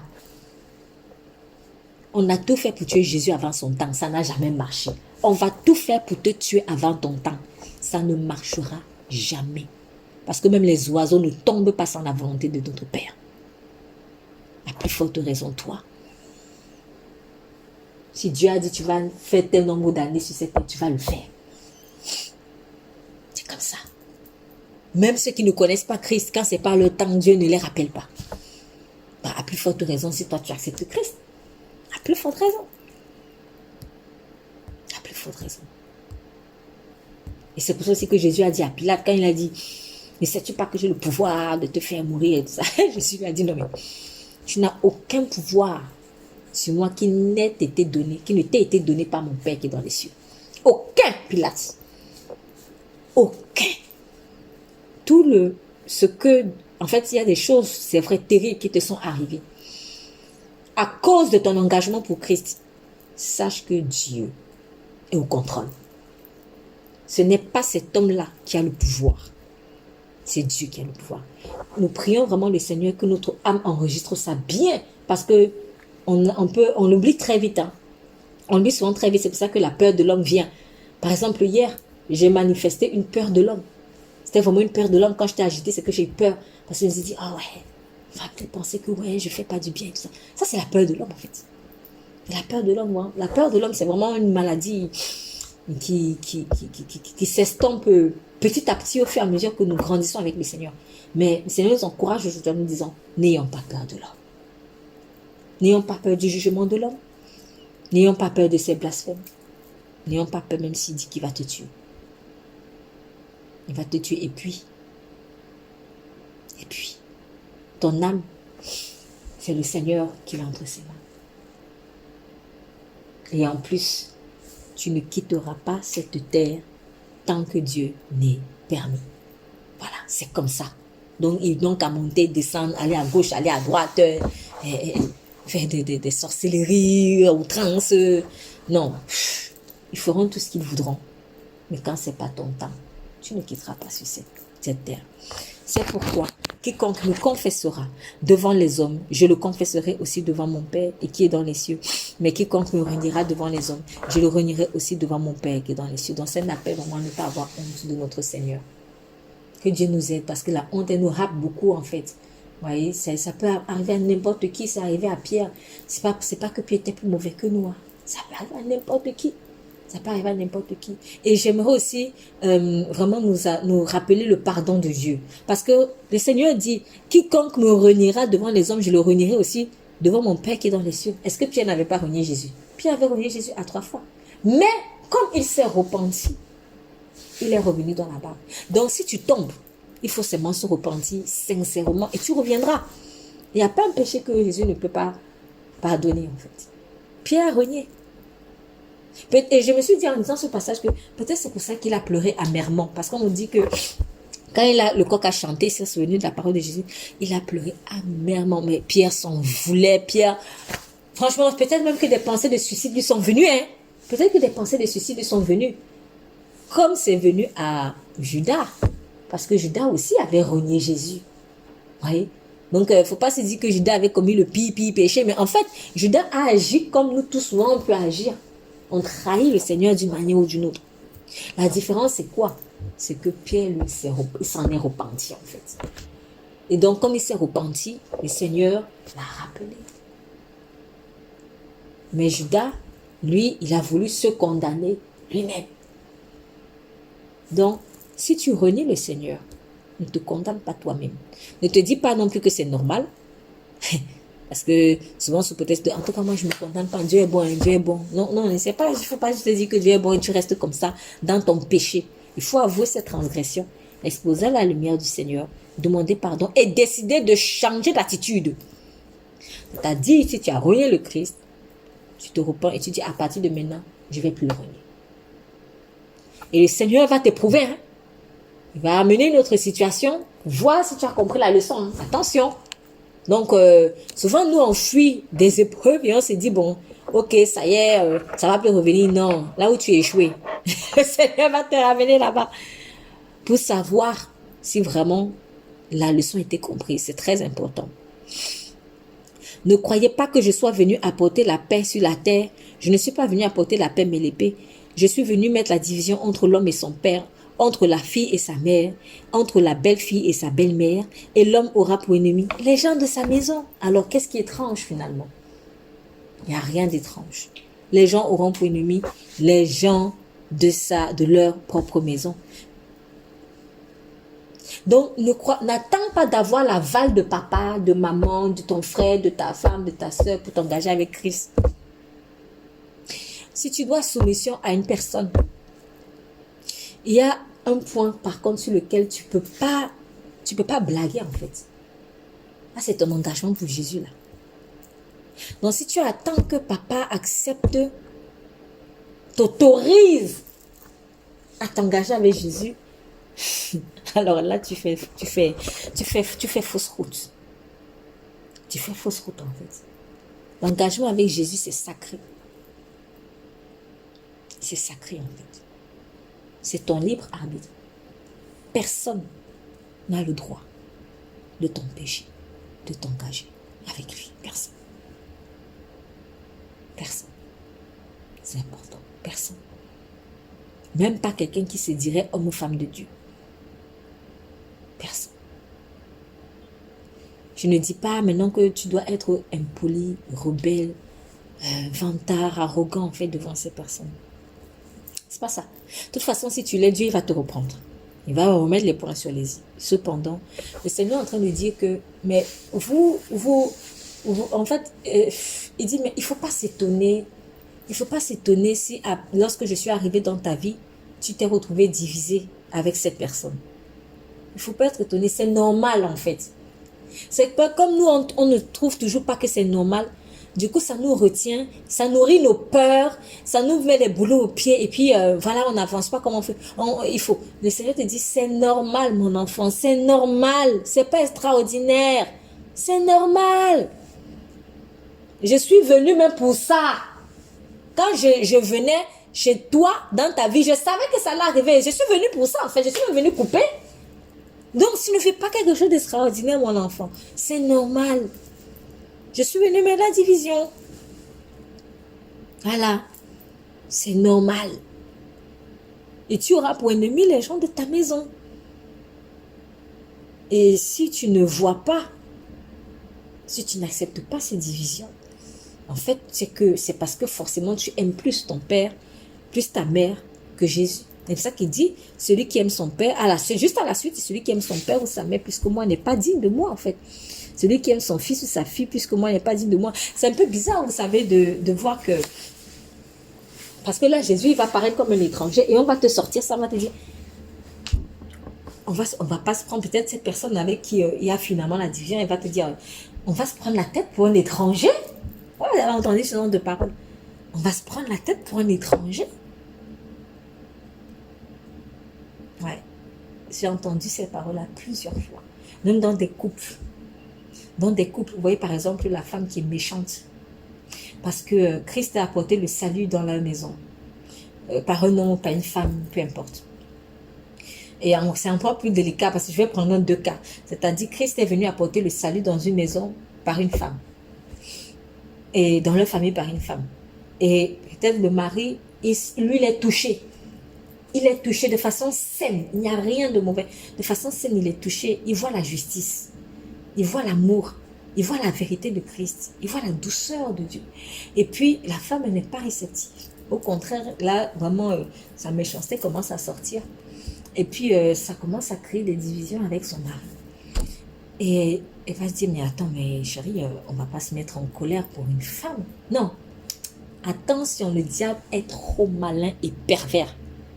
Il ne va pas dire, il va pas mettre dans le cœur de cette femme qui refuse Dieu, on ne va pas se mettre en colère pour Dieu. Non, il va dire, on ne va pas se mettre en colère pour cette femme. Pour essayer de mettre le débat, de pervertir le débat. Je ne sais pas si vous voyez ce que je veux dire. Il veut pervertir le débat. Il veut ramener ça sur l'homme que Dieu a utilisé, l'être humain ou l'homme avec H majuscule, au lieu de remettre le débat, si on peut parler des débats sur Dieu. Donc cette personne, si elle est honnête, elle devrait dire, on va se diviser pour Dieu, on va se diviser précisément pour Jésus, Et là, la réponse sera plus claire. Parce qu'il va dire, s'il y a division entre l'homme, pourrait répondre, le mari, s'il y a division entre toi et moi, c'est logique. Parce que Jésus lui a dit, il est venu diviser. Alors, c'est pas que Jésus veut qu'il divorce. Hein. Non, c'est pas ça. Mais, le Seigneur aussi va te demander, est-ce que tu vas aimer ta femme plus que moi? Moi, une femme, est-ce que tu vas aimer plus ton mari plus que moi? Est-ce que tu vas me renier pour ta femme? Est-ce que tu vas me renier pour ton mari? Mais l'ennemi va dire, ton mari il s'éloigne de toi pour une femme. C'est faux. Je pense que je suis en train de donner une parole de connaissance à quelqu'un. Cette femme-là n'est pas venue pour te voler ton mari. Cette femme est l'instrument de Dieu pour te sauver toi-même et sauver ton mari. Parce que ton mari et toi, vous êtes dans un trou. Donc si ton mari sort du trou, tu vas te retrouver seul dans le trou et c'est cette solitude-là qui te dérange. Donc, si tu veux vraiment être avec ton mari, sors aussi du trou. C'est tout. Cette femme est juste là, le bras de Dieu pour vous tirer du trou, la corde de Dieu. Elle ne vient pas te voler ton mari, elle n'en a que faire. Elle en a déjà un autre. Elle en a déjà un autre. Un bien meilleur, Christ Jésus. Voilà. À l'inverse aussi pour un homme. Ça aussi, c'est des choses vécues. C'est-à-dire, Dieu apporte le salut dans la maison d'un homme par un homme, ou même par une femme. Même par une femme. Et il voit que sa femme commence à s'intéresser plus à Jésus. Et ça le dérange parce qu'il aimait bien sa femme dans la chair, avec le délire mauvais, tout ça là, quand ils pêchaient bien l'ensemble, ça lui plaisait. Et là, il voit que sa femme ne veut plus faire ses bêtises. Et sa femme commence à écouter plus l'évangile au travers d'une autre personne, parce que c'est cette personne-là que Dieu a choisi d'utiliser. Et le mari va dire, donc, tu veux qu'on se sépare pour une étrangère, pour un étranger? Non, c'est pas ça la vraie question. La vraie question est, est-ce que tu veux suivre Christ Jésus, toi l'homme là? Dieu ne veut pas la séparation, Dieu au contraire veut que vous soyez unis. Mais pour ça, il faut que tu avoues tes transgressions, tu te repentes, tu donnes ta vie à Christ avec ta femme. Autrement, vous êtes déjà divisés depuis longtemps. Parce que quand on est dans le même trou que Satan, on est déjà divisé. En enfer, il n'y a pas de solidarité. Hein. Il n'y a pas de solidarité en enfer. Les gens qui disent que oui, en tout cas, je ne meurs pas seul. Tu meurs seul, bien même. Quand on est dans la mort, on est seul. Même si on est entouré, on est seul. On est bien seul. Donc, il ne faut pas se dire que oui, je ne suis pas seul dans la galère. La galère en elle-même est déjà division. Deux bandits ne sont jamais ensemble. Parce que le fait qu'ils soient bandits là, c'est parce qu'ils sont orgueilleux. L'orgueil, c'est quoi? C'est que c'est centré sur moi, n'est-ce pas? Donc même quand je m'allie avec quelqu'un, c'est pour mes propres intérêts à moi. Ce n'est pas pour faire du bien à l'autre. Deux bandits ne se mettent pas ensemble pour faire du bien à l'autre bandit. Ils se mettent ensemble pour que chacun satisfasse ses propres intérêts égoïstes. Donc dans la mort, dans l'association de la mort, il n'y a pas réelle association. Il n'y a pas unité. Il y a division déjà. Et la lumière de Christ vient exposer cette division qui existait déjà. C'est que tu ne voulais pas la voir. Tu ne voulais pas voir que dans votre couple, il n'y avait pas vraiment d'amour. Tu ne voulais pas voir que dans votre couple, il y avait déjà sécheresse. Tu ne voulais pas voir que dans votre famille, il y avait des tabous, des problèmes qui n'étaient pas réglés. Tu ne veux pas voir que dans votre famille, il n'y a pas de réelle affection. Que vous faites semblant. Vous faites semblant au nom du sang humain. Mais c'est de l'hypocrisie. Dieu veut vous libérer en fait. Donc ne dis pas que ouais, mais c'est séparé à cause de cet étranger. Non, c'est pas cet étranger, il n'est pas étranger. Ou alors étranger à quoi? Étranger à votre mort? Ah oui, il faut qu'on soit étranger à la mort. Mais pas étranger à la vie. Donc quand tu dis cet étranger, étranger à quoi? À la mort ou à la vie? Et toi, tu veux être dans quel camp? Celui de la mort ou celui de la vie? Non, il ne faut pas qu'on pense que la division qu'il y aura avec ces proches-là, c'est anormal, c'est normal. Et comme le Seigneur a dit dans Jérémie, ce n'est pas à toi d'aller vers eux, c'est à eux de venir à toi. Donc s'ils veulent être unis à toi, ils n'ont qu'à te rejoindre dans Christ. Mais toi, tu ne vas pas sortir de Christ juste pour être avec eux. C'est pas possible. C'est pas possible. Et c'est pour cela qu'il dit, celui qui ne prend pas sa croix et ne me suit pas n'est pas digne de moi. Voilà. Celui qui ne prend pas sa croix et ne me suit pas n'est pas digne de moi. Celui qui conservera sa vie la prendra et celui qui perdra sa vie à cause de moi la retrouvera. Et ça correspond bien dans Matthieu 16. Non, je continue d'abord, après je vais revenir dans Matthieu 16. Il dit, celui qui vous reçoit, non, je reprends, celui qui ne prend pas sa croix et ne me suit pas, n'est pas digne de moi. Celui qui me conservera sa vie, la perdra, et celui qui perdra sa vie à cause de moi la retrouvera. Oui, là, on va maintenant dans Matthieu 16, où il dit pratiquement la même chose à Pierre, maintenant en aparté. Alors, après qu'il ait dit, arrête de moi Satan, alors Jésus dit à ses disciples, si quelqu'un veut venir après moi, qu'il renonce à lui-même, qu'il se charge de sa croix et qu'il me suive. Donc, en gros, il était en train de révéler à Pierre que Pierre, tu as parlé comme ça parce que tu as peur. Tu as peur de me suivre. Tu as vu là où je t'amène en fait. Voilà. Tu as vu que quand je vais mourir là, toi aussi tu vas mourir à un moment donné. Tu as eu peur. Mais Pierre, il faut que tu portes ta croix en fait. Si tu essayes de sauver ta vie, tu vas la perdre. Si tu essayes de perdre ta vie, tu la sauveras. C'est pas que si tu essayes, si tu perds ta vie à cause de moi, tu la sauveras. Donc, suivons vraiment le Seigneur. Et après, il dit, et que servirait un homme de gagner tout le monde s'il perd son âme? Ou que donnerait un homme en échange de son âme? Car le Fils de l'homme doit venir dans la gloire de son Père avec ses anges, et alors il rendra à chacun selon ses œuvres. Donc Dieu va te le rendre selon tes œuvres, c'est-à-dire l'œuvre d'avoir porté ta croix et de l'avoir suivi, ou l'œuvre de n'avoir pas porté ta croix. L'œuvre d'avoir accepté de perdre ta vie. Tu as déjà perdu beaucoup de choses. Comme Pierre. Pierre avait peut-être renoncé à ça, mais maintenant il fallait renoncer à sa propre vie. Voilà, ça c'était l'ultime station. Donc Dieu le préparait à l'ultime station. Il n'était même pas encore arrivé. Mais Dieu le préparait. Dieu aussi va nous préparer. Il est même déjà en train de nous préparer pour certains à une ultime station. Il faut l'accepter. Et il dit donc, quand on revient dans Matthieu 10, verset 40, celui qui vous reçoit me reçoit. Celui qui me reçoit reçoit celui qui m'a envoyé. Celui qui reçoit un prophète en qualité de prophète recevra une récompense de prophète.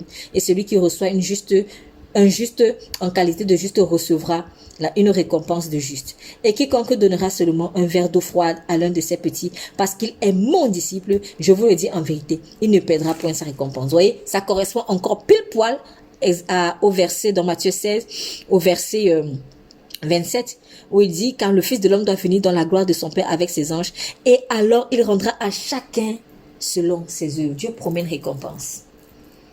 Dieu promet une récompense. Dieu promet une récompense. Alléluia. Vraiment, pour récapituler, acceptons de porter l'autre fardeau, n'ayons pas peur. Et moi, je me dis, avec vraiment tout ce qui est aussi arrivé récemment, je me suis dit, mais quand tu vois que tes peurs là, t'as peur de payer le prix là, t'as peur de suivre celui qui te devance là, en fait, la peur de porter sa croix. Quand tu vois que finalement, c'est le diable qui vient après prendre la place de tes pensées, ça donne pas envie. Hein. Moi, franchement, ça donne pas envie de garder sa vie, en fait. Ça ne me donne pas envie de garder ma vie. Ça me donne envie de l'abandonner pour Christ. Donc, si tu n'abandonnes pas ta vie, Satan, il va prendre tes pensées, il va prendre ta vie.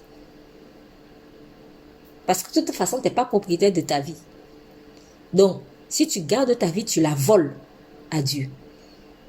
Donc, si tu voles ta vie à Dieu, tu exposes ta vie au voleur. Celui qui garde sa vie est un voleur.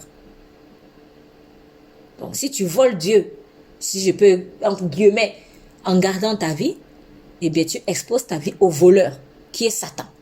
Donc, c'est Satan qui va venir prendre ta vie. Voilà ce qui est arrivé à Pierre. Vous voyez, ça n'a pas duré. C'est un laps de temps. À peine Jésus a donné le truc, à peine Pierre s'est positionné en disant non, à peine Satan est venu prendre possession de lui. Voilà. Donc, c'est très, très rapide. Donc, acceptons vraiment de payer ce prix-là.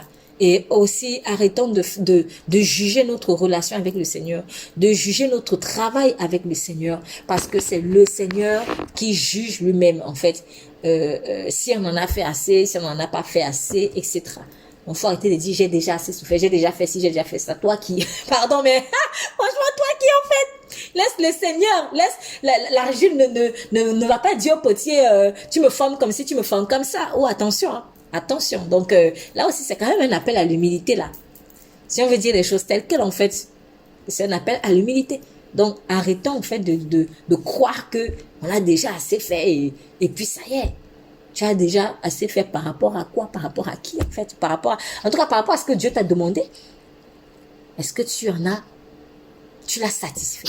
Donc, je termine avec, il y a ce passage dans le livre d'Apocalypse. Lorsqu'il parle à une des églises,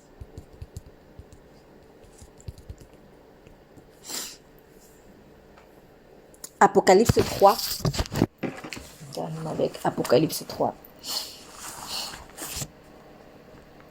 C'est un passage que Dieu m'avait donné à l'époque et ça m'avait vraiment touché. Et il dit, Apocalypse 3, versets 1 et 2.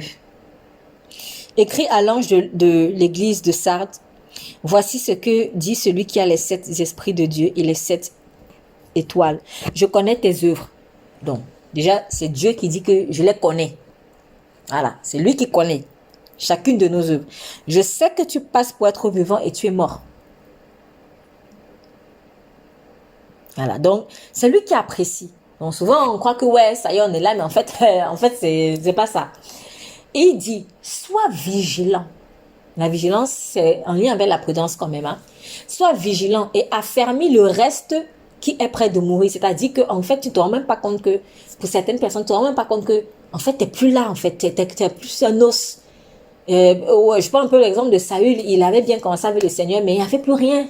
À la fin, là, il n'y avait plus rien. Il était là, il croyait qu'il était encore vivant. Et le Seigneur dit, même le reste qui est près de mourir, garde ça bien.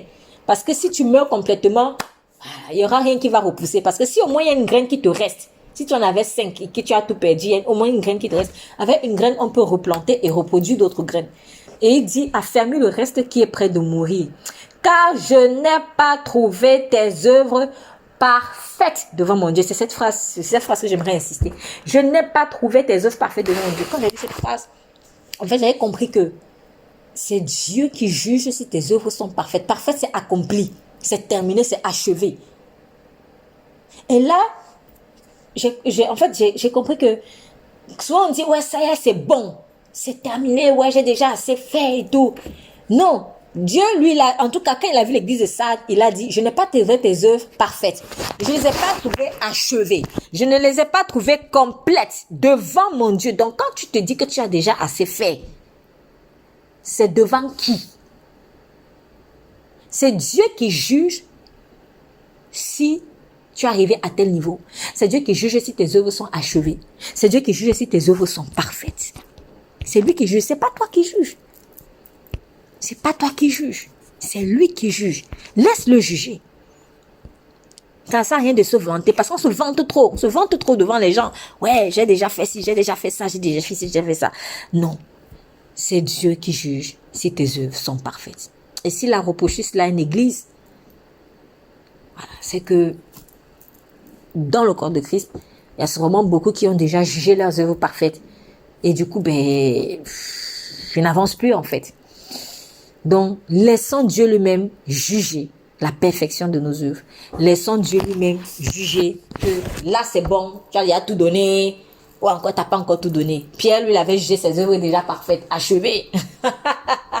Et pourtant, on sera les premiers à dire, ouais, je sais que je suis pas parfait. Non. On dit une chose et son contraire. Laisse Dieu juger tes œuvres. Peut-être tu n'as même pas encore commencé. Tu n'as même pas encore vraiment commencé. Peut-être même tu es en train de mourir et tu as te dit que ça y est, j'ai déjà trop fait. Que le Seigneur lui-même juge tes œuvres. Au nom puissant de Jésus, Seigneur, nous te bénissons. Nous te bénissons pour ta parole. Tu es celui qui nous donne le courage de porter chacun notre croix. Tu es celui qui nous donne le discernement, afin qu'on ne tombe pas dans les pièges du diable quand nous venons de vivre des victoires. Tu es celui, Seigneur, qui nous accorde la grâce. Ce n'est pas par nos forces qu'on avance, c'est par tes forces. Tu es celui seul, Seigneur, qui juge nos œuvres. C'est toi qui les juges parfaites, non parfaites, incomplètes, complètes, etc. Aide-nous à ne pas être arrogants, Seigneur, comme à ce moment-là, ton serviteur l'avait été en te reprenant parce qu'il avait peur de suivre ton chemin. Je prie en particulier pour d'autres qui soutiennent tes serviteurs d'une manière ou d'une autre, de façon matérielle en particulier. Seigneur, que ceux qui soutiennent, mais juste pour se cacher derrière le soutien, s'il te plaît, aide-les à sortir de leur confort et à obéir.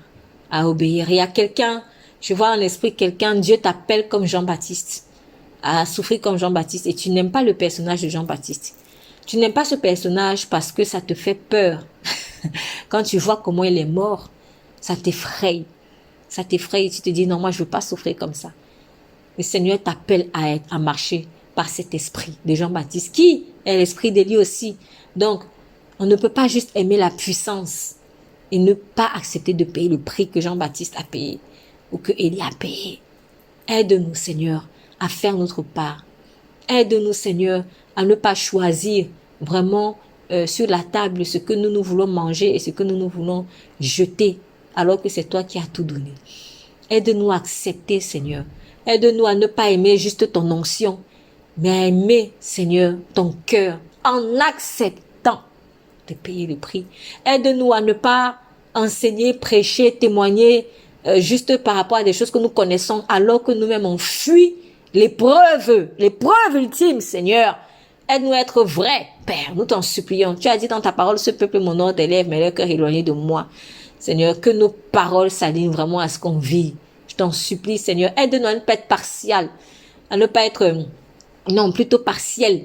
C'est-à-dire à faire les choses à moitié et à laisser ou reléguer à d'autres ce que nous, pourtant, nous devons faire. Éternel, tu as porté la croix jusqu'au bout, jusqu'à Golgotha. Aide-nous à porter la croix jusqu'au bout, jusqu'à Golgotha. Nous te bénissons aussi pour tes récompenses, parce que tu as attaché, Seigneur, à ces paroles des récompenses. Elles sont énormes. Et te connaissant généreux, Seigneur, nous croyons que ces récompenses sont même au-delà de ce qu'on mérite. Seigneur, donne-nous le courage de ne pas craindre l'homme. Que nous ne fassions pas les choses par peur de l'homme, s'il te plaît. Merci pour la sanctification qui nous purifie afin que nous puissions être vraiment intègres dans notre amour pour toi, Seigneur, et dépourvus de la souillure, de la peur de l'homme. Au nom puissant de Jésus-Christ, nous prions. Amen, amen, amen.